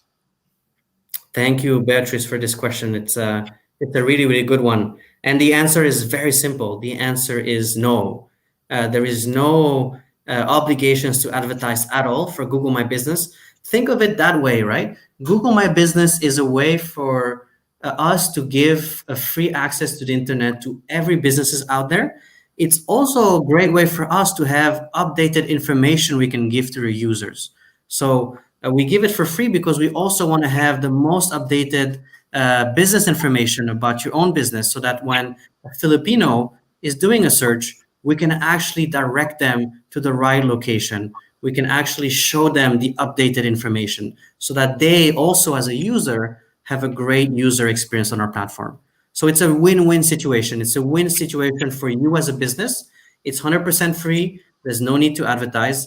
And it's a win also for the user because they can have the most updated information. It's a win for Google because we are able to give our users a great customer and a great user experience. Okay, thank you for that, Sam. Okay, so I think we have another question here from Joe Godding. Will Google My Business website show up better in Google search as compared to a regular website? Joe, this is a good question. The answer is no. A Google My Business website is really a free website, and it will behave as any websites out there. So we put it on an equal foot with all the other websites. So a Google My Business page, right, what we've seen throughout this training, will be featured at the top. So that's already a free top result that we're giving you. The website, however, will not have a special treatment. It will just be a free website that you'll get access to. All right. We have another question here from Pia Pleno Sacramento. Do businesses still need a website, and why? Pia, thank you. It's a question I do get a lot. The answer is yes. A website is like having your own store that you own. You own the walls, you own the inside, you own the design, you own the information, you own everything about your website. The difference with, let's say, a simple social media page is that a social media page you don't fully control, right? You don't control the platform, you don't control what people can post, etc. While a website you fully own. So think of a website really as owning your full store online, being able to upload every information that you want, being able to have it designed the way you want. And it used, of course, to be something that you needed to pay for. You needed to pay a webmaster to create it and upload the information. Now, today, you have so many free tools out there that allow you to do this for either for free, like Google My Business, or for a very small price, like other website providers. So to your question, sorry, the answer is yes. Businesses still need a website. And today is just so easy to do this for free. Well, thank you very much, Sam, for that response. And with that, I think it's time to say thank you and goodbye. But before we say goodbye, I'd just like to recap. I think right now, especially in these times, it really pays to work with Google just because of the simplicity of it all. You have the features literally right there. And the tools that you've been able to provide the public, I think they're just amazing. And the fact that they're free really gives people, I guess, equal footing that prior this, they were not able to have access to. So thank you very much, Sam, for sharing that information with us. Thank you very much, John. And thank you for everyone in the call. I miss the Philippines very much, and I wish you all a great day. So that's all the way from Paris. That was Sam Jean Blanc. Maraming salamat. So all right, ngayon naman, pumunta tayo sa usapang YouTube. For sure, when you go online, hindi pwedeng hindi tayo pupunta sa YouTube to watch our favorite channel or creator. The opportunities for small businesses on YouTube are enormous. To talk about this and share his experience as an entrepreneur, we are fortunate to be joined by one of the country's most subscribed YouTube creators and entrepreneurs. Please welcome Madame Ellie. Hi, John. Good afternoon. Good afternoon to all our viewers right now. Nagulat naman ako sa most subscribed. I'm so flattered with that. Thank you. So yes, we'll talk about YouTube and how businesses can leverage on this during this time, this difficult and challenging time.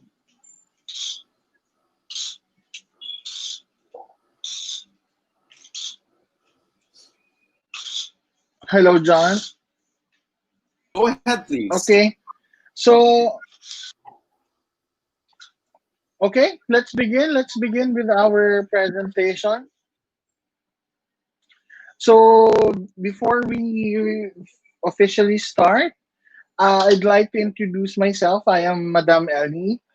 I am a content creator, a YouTuber, and as well as an entrepreneur. So nag-start yung entrepreneurial journey ko way back in 2010 after graduation. Actually, before I even went into college, I started yung selling small things, and selling has never left my heart from that day forward. I actually graduated as a computer science majoring in systems and software engineering. Kaya medyo malapit because you need the discipline from that course and all the numbers in order for you to actually do business. And eventually, as time goes by, I became a content creator by chance. So ayan. So next slide please.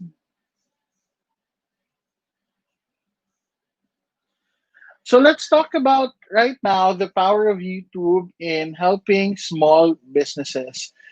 Next slide, please. So currently, YouTube in the Philippines gets more than 40 million unique adult monthly viewers.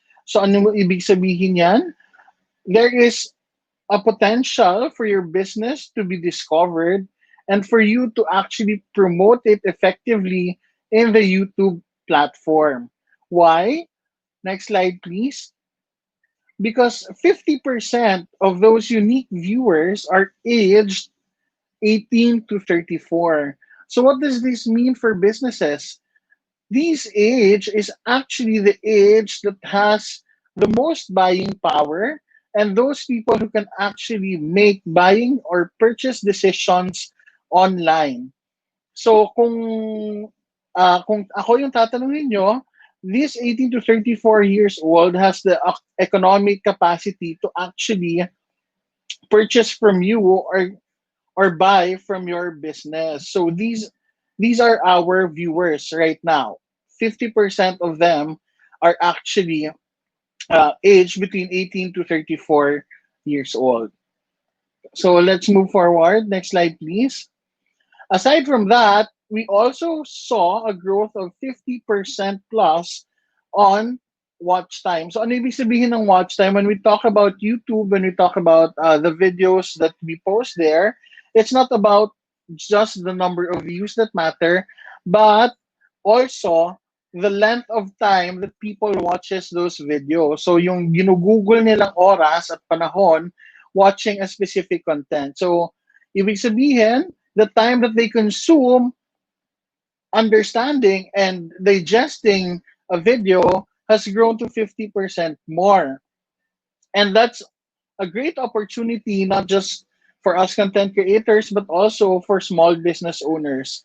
And moving forward with the presentation later, you will be able to realize the great potential that you will be having when you put your business also on this platform. So now let's move forward to the opportunities with YouTube for small businesses. So this is where we will discuss what you can do and how you'll be able to market or promote your products through YouTube through creating videos. Okay, so next slide, please. So communicate through videos. As we all know, we are very visual uh, human beings. So video is a powerful medium. And if you won't be able to harness its power, if your small business doesn't have a channel in an established community where millions of people go to and watch every day, where consumers can leave a review about your products, then you're missing a lot.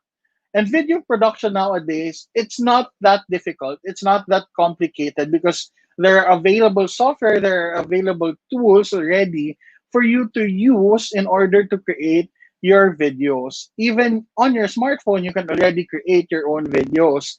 So all you need to do is to have a very good story, and you need to exercise your creativity sa paggawa ng mga videos nyo para ma-present nyo ito ng maayos. Okay, let's move forward. So maximizing helpful content. Aside from actually posting your videos or creating videos that you can post on your YouTube channel for your business, you can also get very relevant and very helpful content out of YouTube. So, for example, sa DTI Google channel, you will see their tips and other best practices for your business. Kung paano nyo patatakbuhin, how do you start. They can also teach you there with your registration. And also, we also have content creators who create several videos that can also teach you how to go along with your business, how to move around your financials, and all the basic things that you need, and even the more advanced things that you need if you want to start a business. So on YouTube, it's a world of many things. So it can teach you, and it can also aid you in making your businesses successful. So aside from that, next slide, please. So aside from that, of course, there are content creators that you can collaborate with. I've experienced collaborating with a lot of small businesses because ever since I started doing business, I am actually active way back in the startup community in the Philippines, and it has always been in my heart to help small businesses, lalo na yung sariling atin, yung ating mga entrepreneurs, the Filipino entrepreneurs. So, ang ginawa ko in my channel, I actually mention a lot that if you're a brand and if you have something, you have a product, a work of art, or something that is yours, or yung gawa mo talaga that is originally yours, you can send it to me so that I can review it, I can post it online, I can post it on my channel so that people would be able to see it and also know about it. It's more of awareness. So that's the little thing that I do para sa mga MSMEs natin. And I've had several already. I reviewed several already. And nakakatuwa naman yung mga feedback nila kasi in one way or another, nagkakaroon sila ng traction with their business through my videos. And I'm so happy about it. I'm happy to help. So these collaboration with creators, you can always tap them. Depende kung ano yung content na ginagawa ng creator na yon, or on how you want to present your product, so that you can kumbaga promote it without a charge. Kasi when you collaborate, sometimes you just send them products to review. It doesn't necessarily mean you need to pay agad or there's a fee involved. So it always takes a little courage to do it, pero just do it. Kasi you never know if you get a reply or if you get a good exposure sa channel ng creator na yon, then that would be a great help to your business. So let us remember that through YouTube and the creator community, they hold immense power to bring any business to the peak of their success in a short period of time. So we're talking here of your product being part of the trend, diba? Who doesn't want that? So we never know. A simple share or a little push on their channels for our SMEs will already help boost awareness that such business or such product exists. So it's not a painstaking job. As a matter of fact, it's an easy one for us. Speaking in behalf of all the creators, um, as long as each of us siguro would share basically an initiative or a drive to help Filipino SMEs, then things would be better. So, yun lang. if you have a business, and if you're really keen on making it successful and in promoting it, don't be scared to get in touch with these creators, because you will always have people who will say yes to you. So lakasan lang ng loob in this world. Okay, next slide please.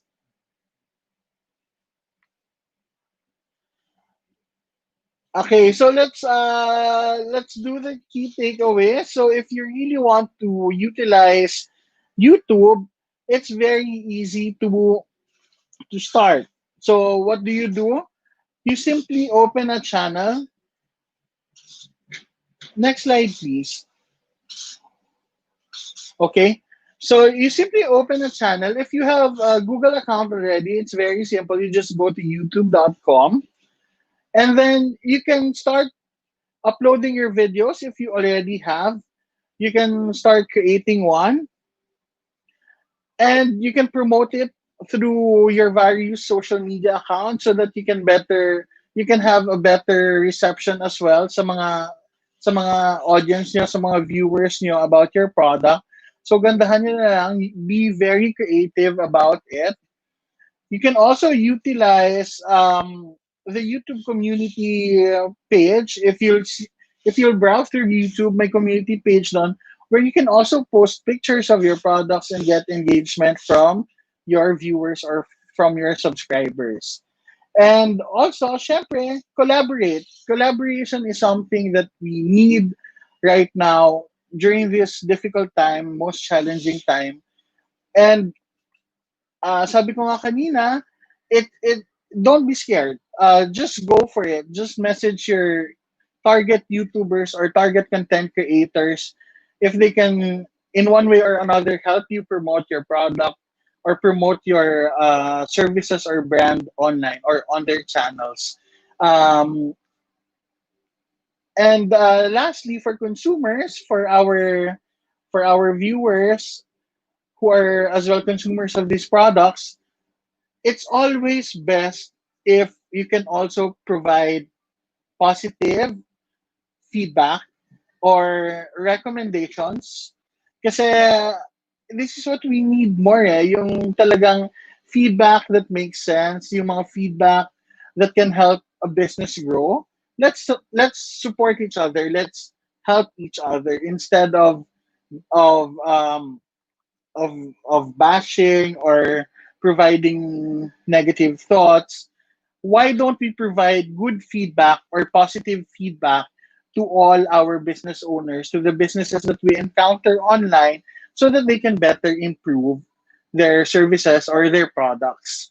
Also, I would like to say that once the creator that you follow or your favorite creator pushes for a product, lalong-lalo na a product that's coming from a small to medium-sized entrepreneur, please also find time to research about it and actually support it, dahil ang hirap magsimula ng negosyo, ang hirap magpatakbo ng negosyo, and it's very challenging also to maintain your traction, lalo na kapag hindi ka pa ganun kasanay, lalo na pag nagsistart ka pa lang. All the birth pains and all the challenges along the way, you will encounter there.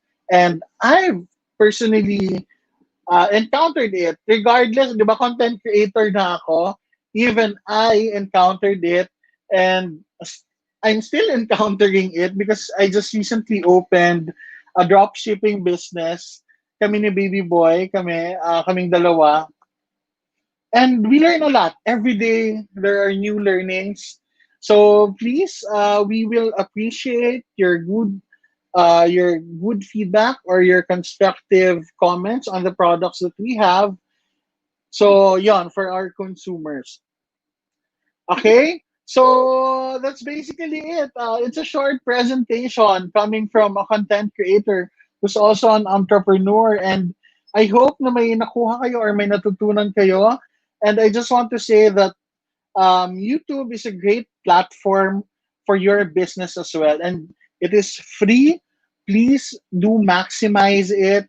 please do use it for your advantage in order for you to push your business to the peak of its success. Okay, I think I can entertain questions now. Thank you. Madam Ellie, maraming salamat. That was, wow. Natutuwa ako na nandito ka ngayon sa call na to, no? Kasi nakikita namin ang mga videos mo, napaka-entertaining. Kitang-kita mo talagang nag-enjoy ka. So I think yun din ang parte ng sikreto ng pagiging napakagaling na content creator mo. It's because you really add value and I guess happiness also to the people who watch your videos. Yeah, good vibes lang tayo. Every time when we need to inspire people.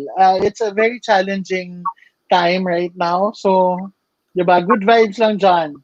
Yes, okay. So, Madam Ellie, sagutin natin itong question from Steph Francisco. Ang tanong niya, given the situation brought by COVID-19, any tips on how can business owners take care of their well-being, especially during this time? Why is this important? So for business owners, I guess I'll give an example. I'll use our situation right now. What we do is we actually disinfect everything. So we receive stocks coming from our suppliers, and we're not letting our guards down. So you also have to take care of yourself by making sure that you are safe because alam mo at the end of the day, kung health is wealth. So kung kayo yung tamaan ng sakit or kung ikaw yung magkasakit, your business will definitely, follow. It will definitely fail kasi wala ka doon. So how you take care of your well-being is one thing. Another is you also need to take care of your mental health. Alam kong maraming napapraning, maraming nagiging concern right now because of this pandemic. But you need to also, find ways to find balance in your life, despite how busy you are, despite how crazy the world is right now. So, wag kayong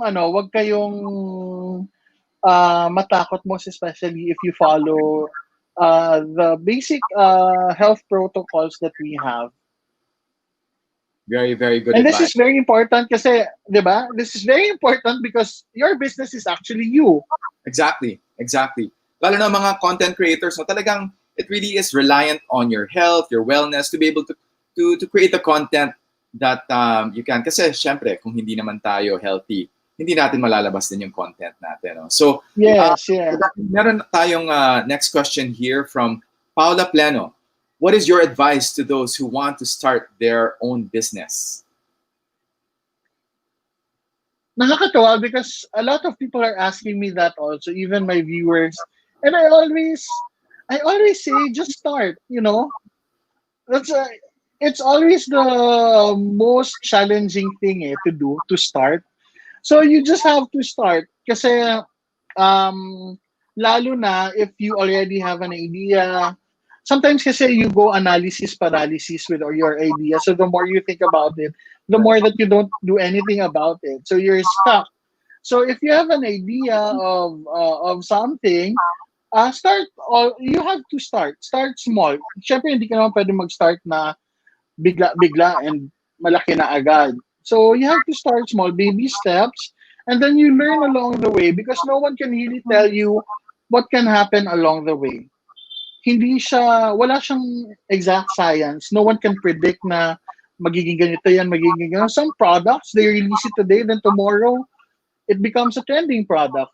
You really never know. Oh, you pretty much echoed what the one earlier said about the iterative process, no? At alam din natin, yung mga entrepreneurs, marami dyan. Iba din yung style nila eh. Alam mo yung ready, fire, aim, di ba? Yung ready ka, Yeah.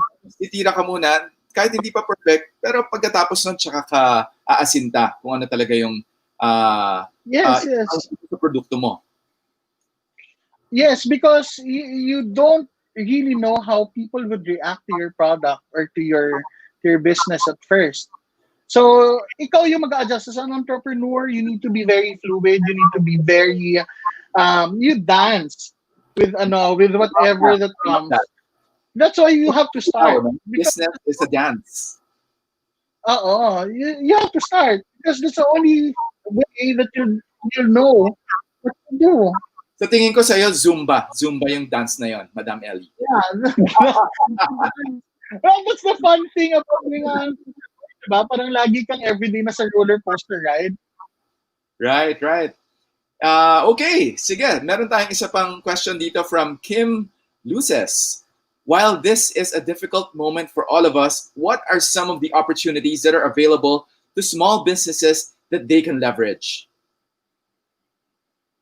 So I'm gonna go for the opportunities sa perspective ko as a content creator and as well as an entrepreneur. So there are things right now that you can do. Sabi ko, 'di ba kanina during Sam's presentation, who would have thought na magte-trending yung ube cheese pandesal and sushi bake?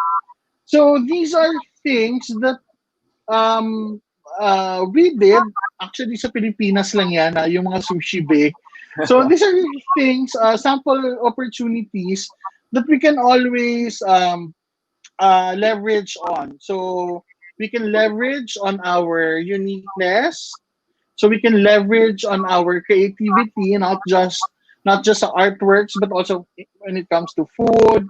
Yung mga ganyan, yung mga innovative products natin. And also, make sure that you know your passion. So you have to leverage on yourself so that you can really explore the opportunities available to you and an opportunity that you will truly enjoy doing, an opportunity that will truly give you something, not a headache, but something to be busy about. And di ba, during this time, ito na yung hahanapin mo yung ano bang magpapasaya sa'yo. Ano ba yung gusto mong gawin na magpapasaya sa'yo? At nagpapasaya ng tao. Kasi kung masaya ka, masaya mo. Yes. Your customers will be happy. Kaya I can't be very specific because there are a lot. Everything is in the air right now. You have to be very creative. Lalo na, ito na this is what's happening right now to us. We are faced with a very challenging situation, and it's up to us how to make the best or the most out of it. Very, very positive. Kasi ngayon, there's a tendency puro doom and gloom, no? Pero talaga pag nandun ka with a positive message, talaga makikinig ang mga tao sa'yo because they need that. They need the inspiration. They need they need to look up to someone who's doing something for themselves. So yes, no question there. So we have another question from C. Kiambao. Madam Ellie, ano po advice ninyo sa mga natatakot or nahihiya pero gusto din maging vlogger like you? So yung personality ba, natural kang ganyan or was this developed in time? Practice ba to? No, I actually, I'm just like this every day. I mean, if you want to become a vlogger, then I guess the first thing talaga, ito, I will share this with everybody na kinonquer ko, is yung ano ko kasi, yung, I'm very conscious kapag nakatutok sa akin yung camera. Okay. So, yun yung pinaka-kailangan mo makonquer. And after that, pag na-conquer mo yun, just be yourself. If you have stories to share, if you want to inspire people, if you want to show them what you do every day, you don't need to be someone else to do that. So, just start vlogging. Parang business lang dyan. Just start. Because you never know also how people would accept you, how people would react to your videos. Yes, I agree because for myself as a TV producer, alam ko rin na, sa umpisa mahirap talaga kasi syempre mako-conscious ka, but you really get better in time. So talagang practice getting your content out there. I think that's also key. And I guess in your case, you're very prolific. Araw-araw kaya tang gumagawa ng content. So sa katagalan, there was a time. There was a time na every day. Yeah. But then it's something fun kasi because the things that you do and the things that you post online, you never know kasi how you affect different lives of different people. That's right. So, yun yung maganda doon. You cannot please everybody given yan. But then, what is most important are the lives that you change because of your videos. Wow. Wow. Very inspiring. Sige, Madam Ellie, we have one final question from Ian Febzamar. What are some of the best practices you can share where small businesses can collaborate with YouTube creators? So, okay. So, I use myself again as an example kasi I've accepted several products as well coming from small to medium enterprises. So you just need to get in touch with them by contacting them through their social media accounts or by emailing them. So if you're a business owner, please do introduce yourself first. Okay. Next is introduce your business, introduce your product. And third one is be very straightforward on what you want and what you have to offer as well. Kung ano ba yung way that you can work together. Kasi sometimes may mga businesses that out of nowhere, nagpapadala na lang bigla. And you just don't know. You don't know which account to tag. You don't know kung saan siya nanggaling. I've had that na bigla na lang dumadating sa akin. I don't know kung kanino galing or sino yung itatag or what this is about, yung product na to.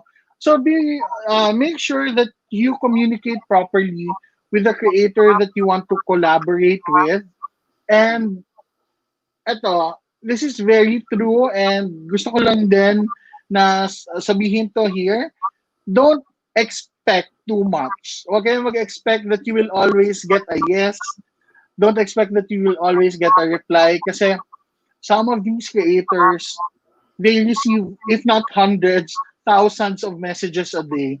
So, ang bilis na matabunan ng message niyo sa kanila. And ang bilis na hindi kayo mapansin because of that. That's the reality. Libo-libong messages. So, you just have to try and try. Until na, hanggang mapansin ka. And if mapansin ka, you're lucky. And if everything is will do well, then you get your collaboration. You get your products promoted on their channel or on their social media accounts. Wow, thank you very much. You know what? Ang napaka I think importante kailangan malaman ng tao with what you've just shared is that collaboration is key. Although yun nga no, marami dyan siguro baka susubok silang mag-collaborate with YouTube content creators.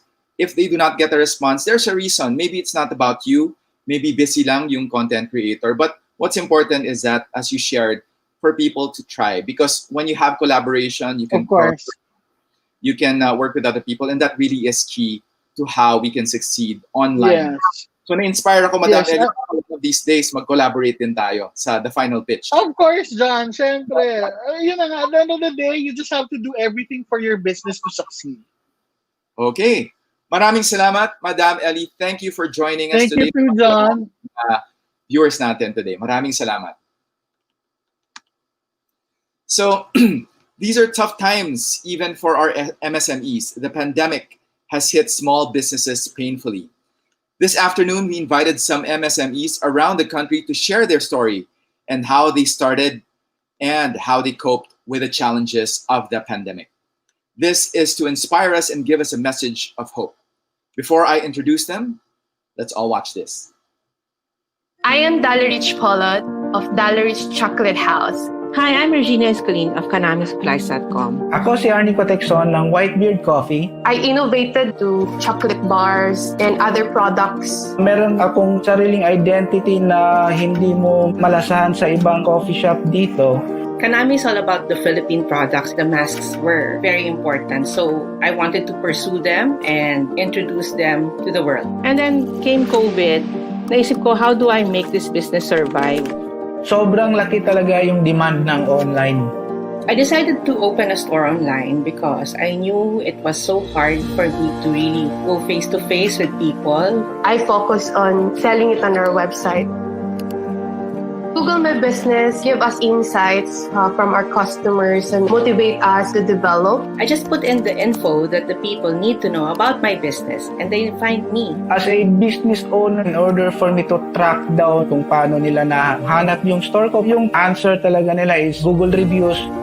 Lahat tayo parang tinapon sa tubig na hindi mo alam paano ka aahon. I learned how to go with the flow and think out of the box. This is really a challenging time for us. We have all these resources for free. Just be resilient and be innovative. Importante talaga yung produktong sariling atin. Yun yung nagpapabuhay ng ibang negosyo. I am Dalarich Polot of Dalarich Chocolate House. I'm Regina Escolin of CanamiSupplies.com. Ako si Arnie Protection ng Whitebeard Coffee. And this is our Google My Business Story.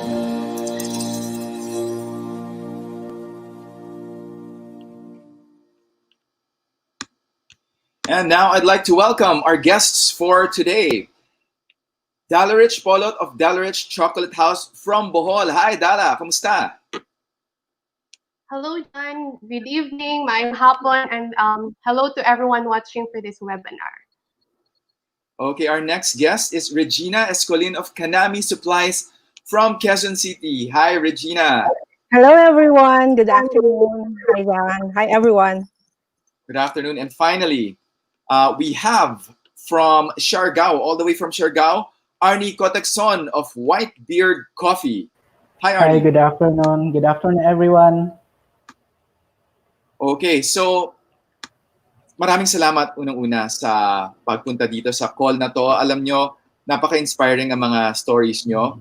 But before we proceed, sa mga hindi nakakakilala sa inyo, baka pwedeng i-share nyo naman sa amin ang storya ng inyong mga negosyo, paano kayo nagsimula sa inyo, kani-kanyang mga negosyo. So, Dala, baka pwede mong simulan.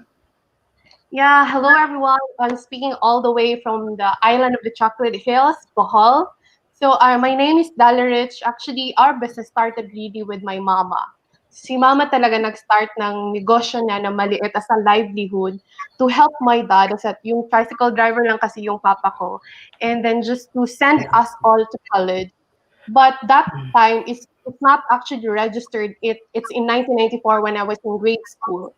So after that, when we were in high school already, my mama decided to get another job aside from that livelihood. So nagwawalis po siya sa kalsada ng Tagbilaran City while making those small tableya.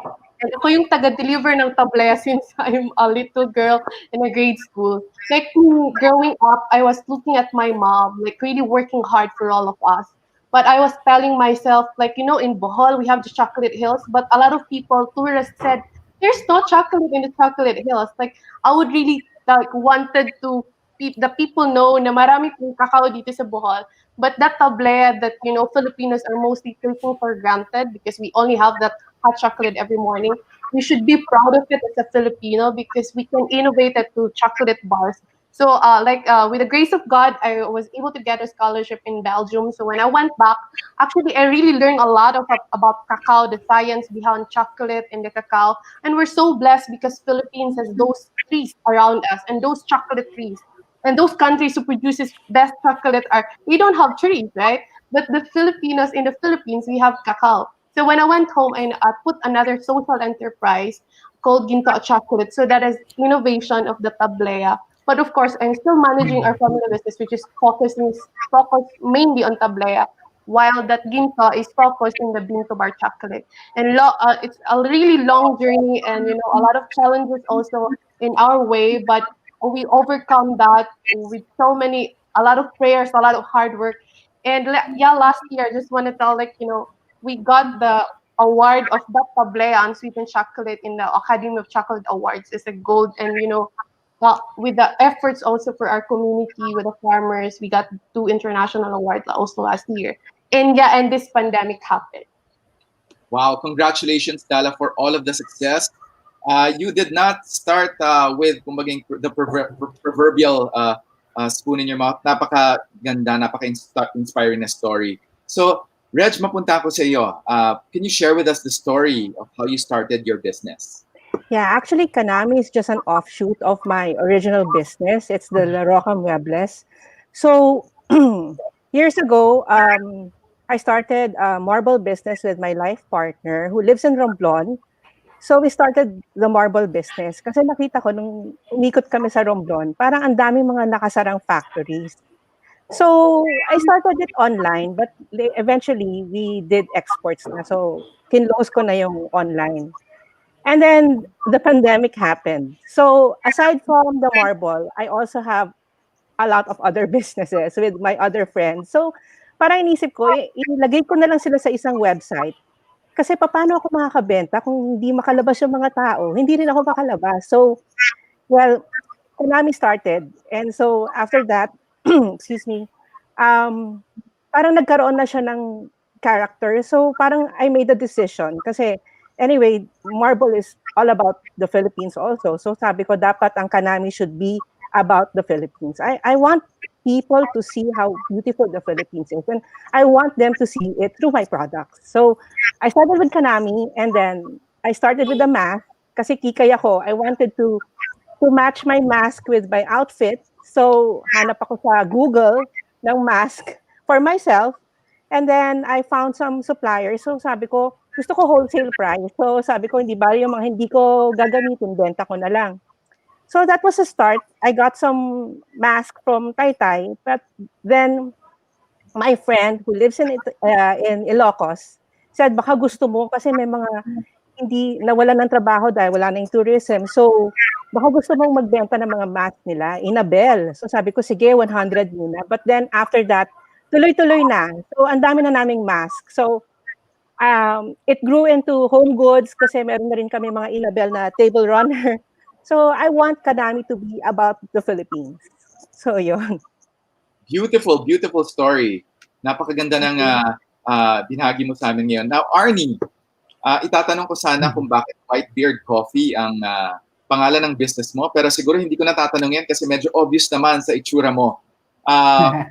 Tatanungin ko, paano nagsimula, Arnie, ang Whitebeard Coffee? Okay, nagsimula talaga to,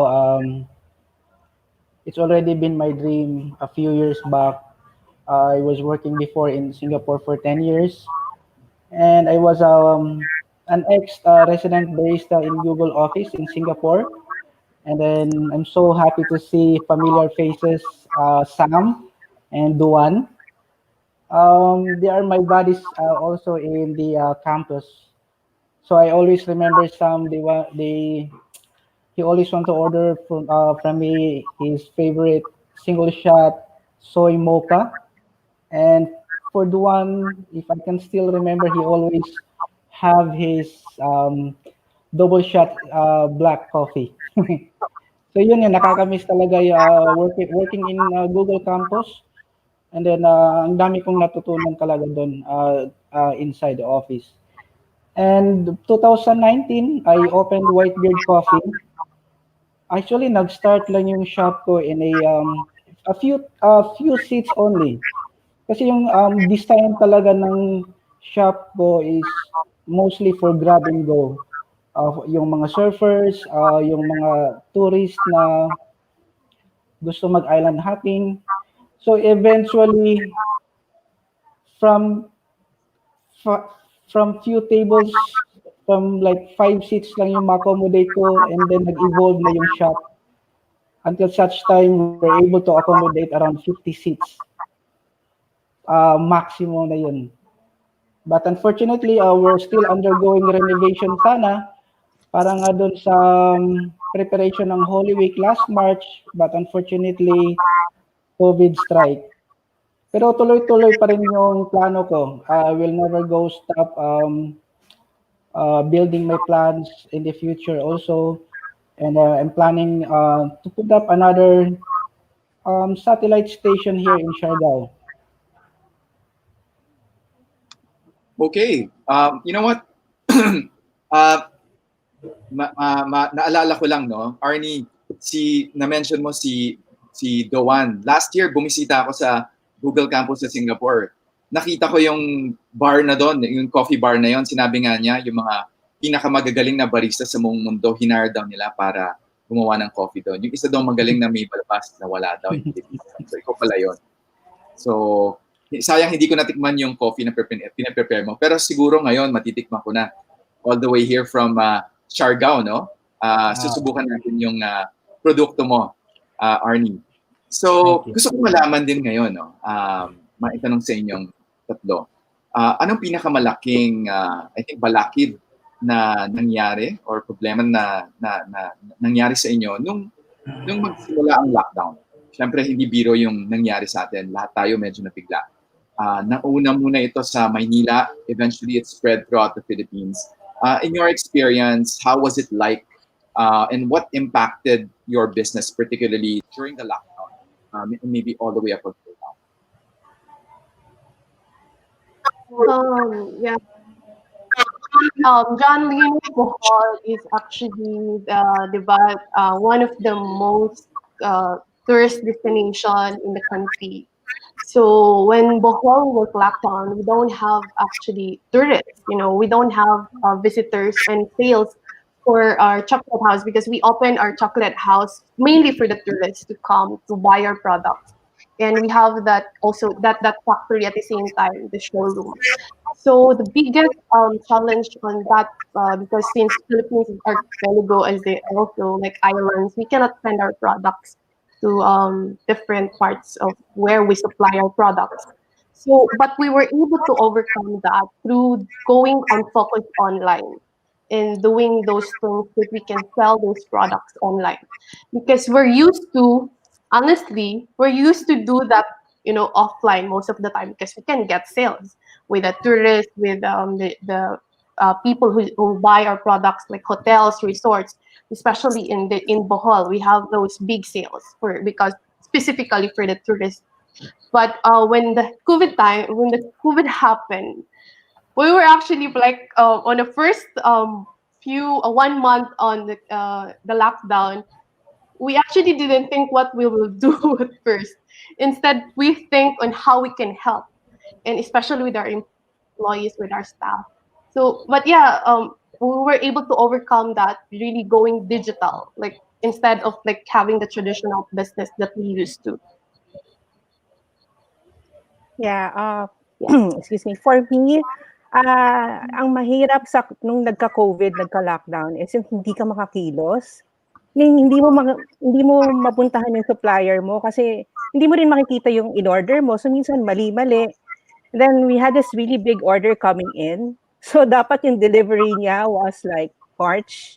Na-deliver na lang nung May.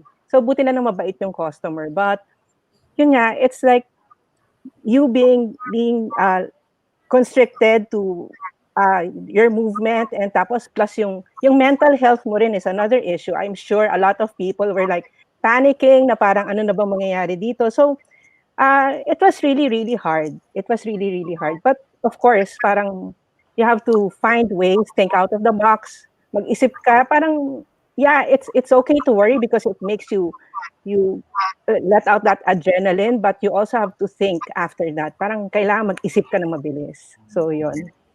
Right. Okay, Arnie. Yun, kasi yung Siargao, where nagre-rely lang kami, yung economy, majority sa mga turista. So, nung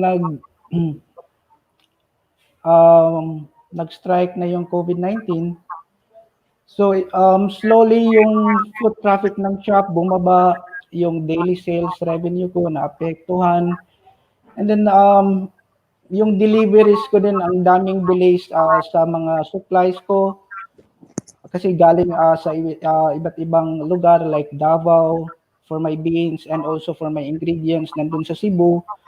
So napakalaking hamon talaga kung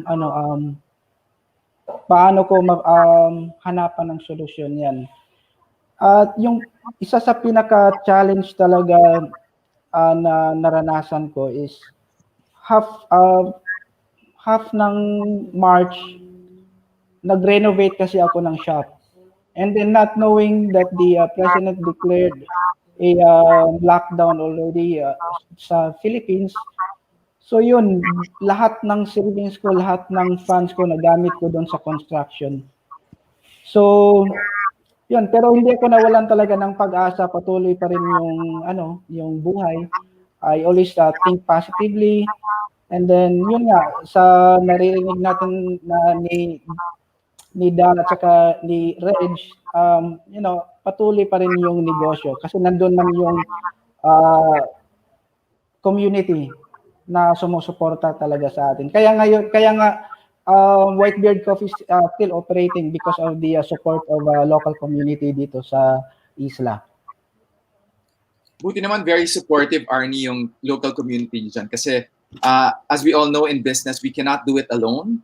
So, kailangan talaga natin ng suporta ng ating mga komunidad.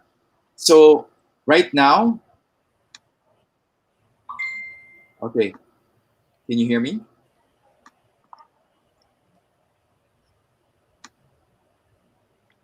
Okay, can you hear me? So if you can hear me, right now I'd like to find out from the three of you what the importance is of going digital. Pwede niyo bang i-share sa amin ang inyong experience? So Dala? Okay. Yeah, as what I've said kanina, going digital is actually very important these days. The new normal. Like us, we're very traditional business. We're relying on selling our product to the people, like talagang face to face, and delivering our products to supermarkets and those resorts. But when the COVID-19 happened, I really rely on the internet, how you market your product online through Google My Business, actually, with that insights that I got, because actually, John, I forgot to tell you that my background is actually I'm a computer engineer. So I worked before as SEO manager, like that. So I have like a little background on how you optimize your website. So I made our website before when I was in college, and I got Google AdSense money when I was still in college. So, but I was actually selling our products online even before. Na sila mama pa yung talaga naggagawa ng maliliit na tableya. I was able to pay my tuition fee because of selling online. So this time, we really focused on how we can optimize our website. That Google My Business, actually, I put up, I think we started putting it up when we opened the chocolate house here in 2017. So through that data that I got, through those searches, yung mga sinearch na mga tao, makikita mo kasi, di ba, with the discussion kanina. So with that, naisip ko kasi when the COVID-19 happened, yung mga tao is gusto mag-bake. And we're actually not selling those in kilos yung chocolates namin. So because of that demand na people searching for bulk chocolate in Bohol, like that. So I was thinking, maybe I was telling my mom, maybe we can sell that in kilos instead of bars. It's easy to sell that in kilos. So that's one thing that saves us also. Because, really, the sales is really dropping down if you compare it last year. But that selling online and getting those data, we're able to get more customers online, and not only yung new customers, but also our old customers who are looking for us, yung mga suki namin, na naghahanap ng products talaga namin. Yeah, that's the good thing right now, because everything is free. Google is free. Those Google My Business is free. Yeah, I think we just need to put it together, our resources, that we can able to promote our products or business online. Ang galing, no? Kasi kung babalikan mo kanina yung sinabi ni Sam, sinabi niya dun sa Google Insights, makikita mo talaga dun kung anong hinahanap ng tao. So in your case, nagkaroon ng expansion ng iyong market, hindi lang yung traditional market mo, dahil nga ang dami na nagbe-bake. Ngayon, mas dumadami pa yung merkado ng iyong mga chocolates. So, Reg, what about you in your case naman? Well, in my case, kasi mahirap kasi i-explain yung address namin. Kasi nasa loob siya ng village, tapos nasa Esquinita. So, hindi naman kasi I'm not a techie. I'm almost, in a few years, I'll be 50. So, parang wala talaga akong alam sa internet. So, sabi ko, paano ba ma-explain sa mga tao kung saan ako nakatira para doon nila kukunin yung orders nila? So, sabi ko, alam ko na, Google Map. So, dapat ilagay ko sa Google yung business ko. Then after that, parang when I explored Google My Business, sabi ko, my gosh, ganito pala to. Yung hashtag pala ginagamit para mahanap ka. So parang as a person like me na hindi ko naman generation tong ganito, like even my customers are my age. So parang sino ba hindi gumagamit ng Google? So kahit yun, kaya nila akong hanapin doon. So parang tuwang-tuwa ako, napakadali. And I didn't have to spend for anything. Yun lang. Ang puhunan ko lang internet ko. Yun lang. Wow, so hindi ako naniniwala na hindi ka na techie kasi tita techie ka na ngayon, Reg. Yes, I am, I guess, yeah. May hinala ako kasing galing mo na yung mga Gen Z ngayon sa paggamit ng ng internet at ng mga Google? Well, I don't know kasi I have a 20-year-old daughter and nagagalit siya pag nagtatanong ako sa kanya ng mga stuff. Pero, well, I try my best, yeah. And your best, I think, is doing a lot right now. So, Thank Arnie, you. in your case, ano naman ang may share sa amin? It's a very straightforward yung ma-share ko lang talaga. During this time, yung importance ng digital sa time ngayon is that yung tools such as GMB, nagpapa-increase talaga yun ng visibility ko dun sa mga audience and for my future customers talaga. Okay. All right. Sige, maraming salamat doon. So I think we are ready for the questions from our viewers ngayon. No? So lalabas na ang kanilang mga questions right now. So meron tayo ngayong question from Meggie B. So inspiring stories. What's your motivation to keep going? Dala. Actually, that's what I want to share also because in these challenging times, we actually go back to our why. We always ask ourselves why we are doing this. Sometimes, we're down, we don't know what to do. But for me, my motivation when I was a little girl, I actually wrote that I wanted to help people. But I cannot do that when I was that time because we're so poor. Even we can just eat 3 times a day, but how can I help, right? So that motivation that really keeps me going because building communities, like having our employees, that's not only because we're wanted to give jobs to people or opportunities to farmers, but they're already a family. Whatever we have, we really wanted to share as well. And that also, for me, entrepreneurship is actually a mission. Not only like getting profit, getting money out of it, but that's really your mission. That's your path God gave you. So we still need to move forward every time we're down. Every time we know it's normal not to be okay, but every time we're down, we really need to go back to the why. Yeah, why talaga. Good. Thank you. Ang galing. That also echoes yung shinare sa atin ni Doan kanina, yung mission statement, no? Swak na swak siya dun sa mission statement na pinag-usapan kanina ni Doan. So, what about you, Reg? Yeah, I guess everyone, pag tinanong mo sila, anong motivation mo, they say money. But really, when you look into it, oo nga, parang money, but what about the passion? For me, it was the passion of helping the Philippines.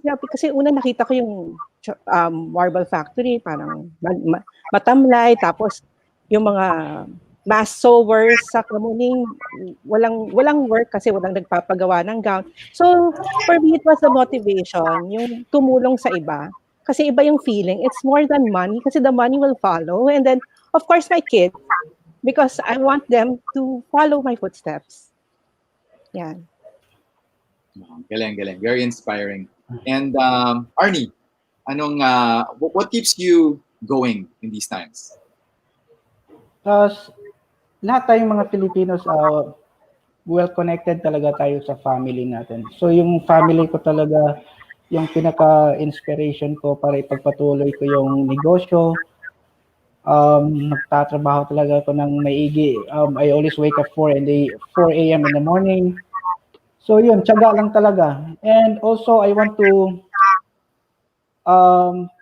give a big shout out doon talaga sa local farmers natin. Kasi kung wala yung local farmers natin, wala rin yung whitebeard coffee. Wala rin yung pinaka-signature flavor ng whitebeard coffee. Kaya doon ko talaga sinabi ko sa sarili ko, I will never gonna stop. I really need to help my family and also yung local farmers natin sa konting paraan may pagpatuloy din nila yung hanap buhay nila. And then meron yung mga future plans ko kasi kailangan ko talagang gawin yun. As I've mentioned, I really need to, I'm planning to expand, put a satellite station dito sa Siargao. So, despite of the challenges ngayon, so marami ka rin matutunan na mga lesson sa panahon nito. Alam mo, Arnie, nakaka-relate ako sa sinabi mo na minsan gigising ka alas 4 ng umaga. Nangyayari din sa akin yan, lalo na nung umpisa. Kasi alam mo tayo as entrepreneurs, hindi lang naman talaga iniisip natin yung ating sarili, iniisip din natin yung ating mga empleyado, yung mga tao na umaasa na mag-succeed ang mga negosyo natin. Dahil napakalaking bagay ang attempt natin at succeeding, at surviving. And I think that's also why this is a very emotional topic for everyone dahil nga napakahirap ng sitwasyon ngayon. Pero babangon tayo at babangon. Kailangan natin wala tayong choice. And go ahead, Arnie. Kagaya ngayon, ang daming negosyo na nagsasara, ang daming mga ideas na nagpa-pop up. So, in a way, ang daming mga tao na lumapit sa akin. Like for example, kasi aside from being a barista, nagbe-bake din ako. We bake our own brioche breads for our menus.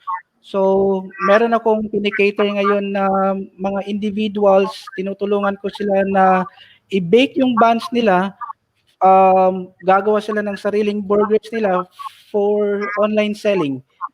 So, kaya ako gumigising ng maaga para din sa kanila. So, I need to prepare fresh for them, and then afterwards, early morning, I will always make sure na yung mga buns nandun na sa kanilang bahay or sa restaurant din nila. So, tulungan lang talaga kasi kung dito sa isla, yung economy namin dito, nagre-rely lang din sa community.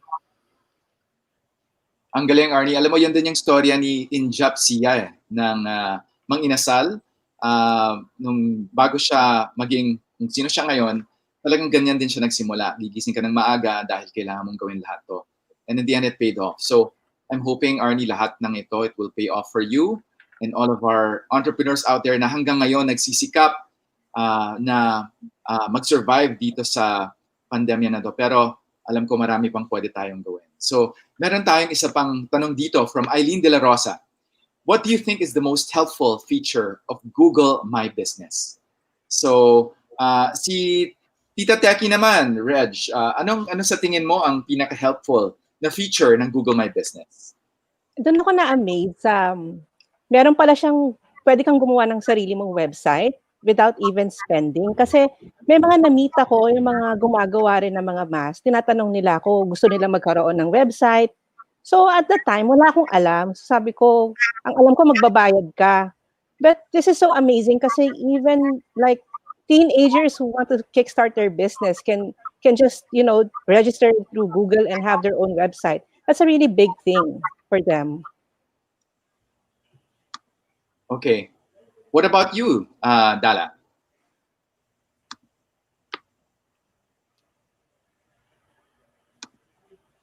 Yes, what Dala? As what I've said kanina, with the insights that you get, the keywords, yung mga nakuha mo, how the people searches your business, it also helped me on how I can go on or innovate our products. Because diba, dapat market driven siya. Not only your passion itself, but also the market should need that. Anong mga need ng market? So through those searches, I was able to get those data from my side for our business to innovate what we wanted to go to take. So for example, yung cookies. Diba, we don't have cookies before. I would agree with Arnie because Bohol is just very small community as well. So what we can sell to the community because we're an island. So we just need to support each other. So instead, we also sell pastries, drink, which we didn't do that before. But because of the demand of the people and, searches on how many people call you. O diba? So you really feel na, people are really actually looking for us.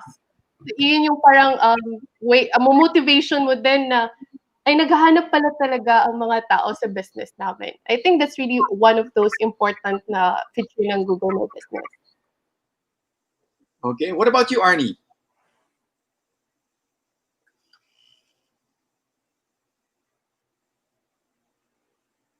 Arnie?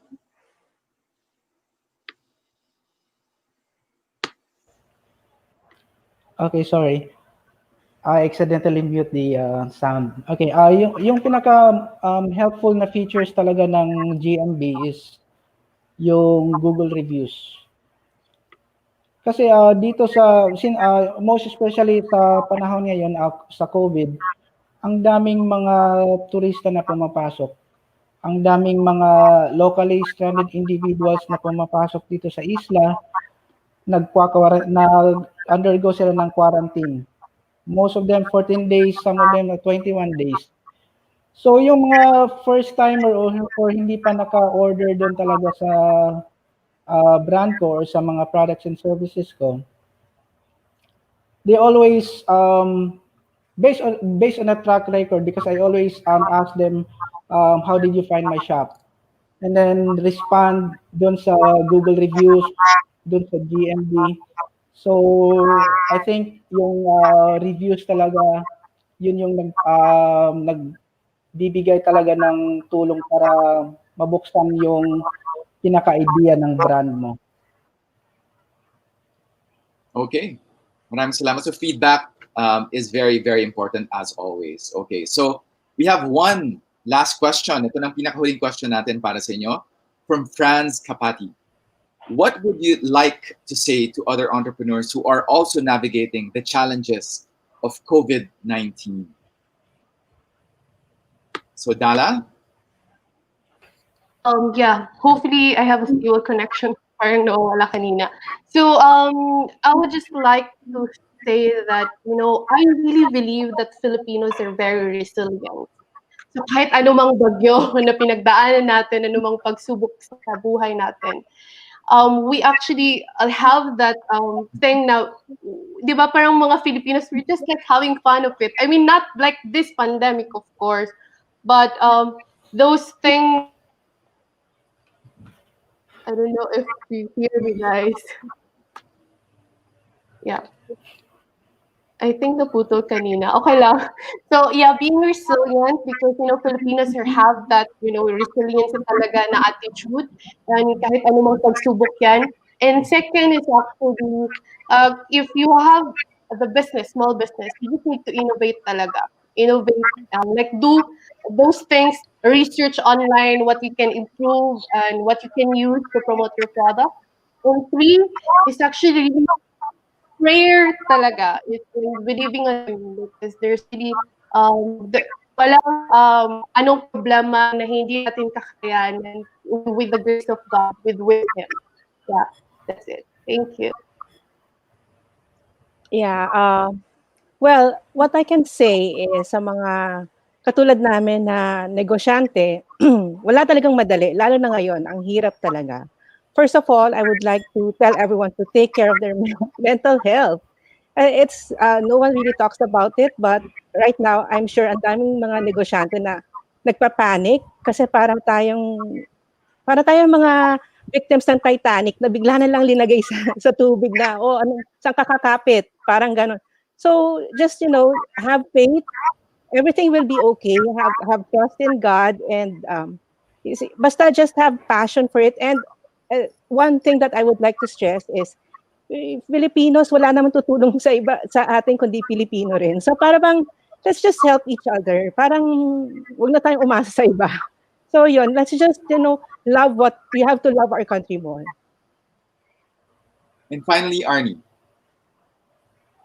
Okay, at this time, yung mai-share ko doon sa mga entrepreneurs din, you need to be more creative and never limit yourself to innovate new ideas.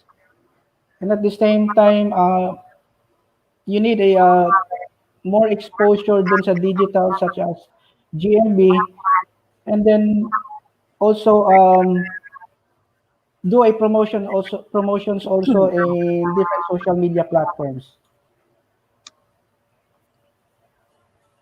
Okay, and with that, maraming salamat to our MSME guests today. I'm really inspired hearing your stories and the way you see things very positively. I think what it all comes down to is that we value our core values, no? At nakikita ko yung faith nyo, nakikita ko yung pagmamalasakit nyo sa ibang tao, hindi lang sa inyong pamilya. I think that's really the trait of a Filipino entrepreneur business person. It is something that is very admirable, especially in these times. And I think it is this character of the Filipino that will help us bounce back and propel ourselves further than when we started this. So with that, I'd like to thank you, Dala, Reg, and Arnie sa pagdalo dito sa call na to. Maraming salamat. And to everyone, thank you so much for spending this afternoon with us. I hope marami kayong natutunan. Sa mga small businesses natin, kaagapay nyo kami sa pag-ahon. Sa abot ng aming makakaya, patuloy kaming susuporta. Sa mga iba pa nating manonood ngayon, patuloy nating susuportahan ang negosyong Pinoy sa sarili nating paraan. For example, bukod sa pagtangkilik sa kanilang produkto, maaari nating silang i-promote sa ating mga kapamilya at kaibigan o maging sa ating mga social media. Maaari rin natin silang i-PM kung mabigyan sila ng mungkahi kung paano mapapaunlad ang kanilang mga produkto.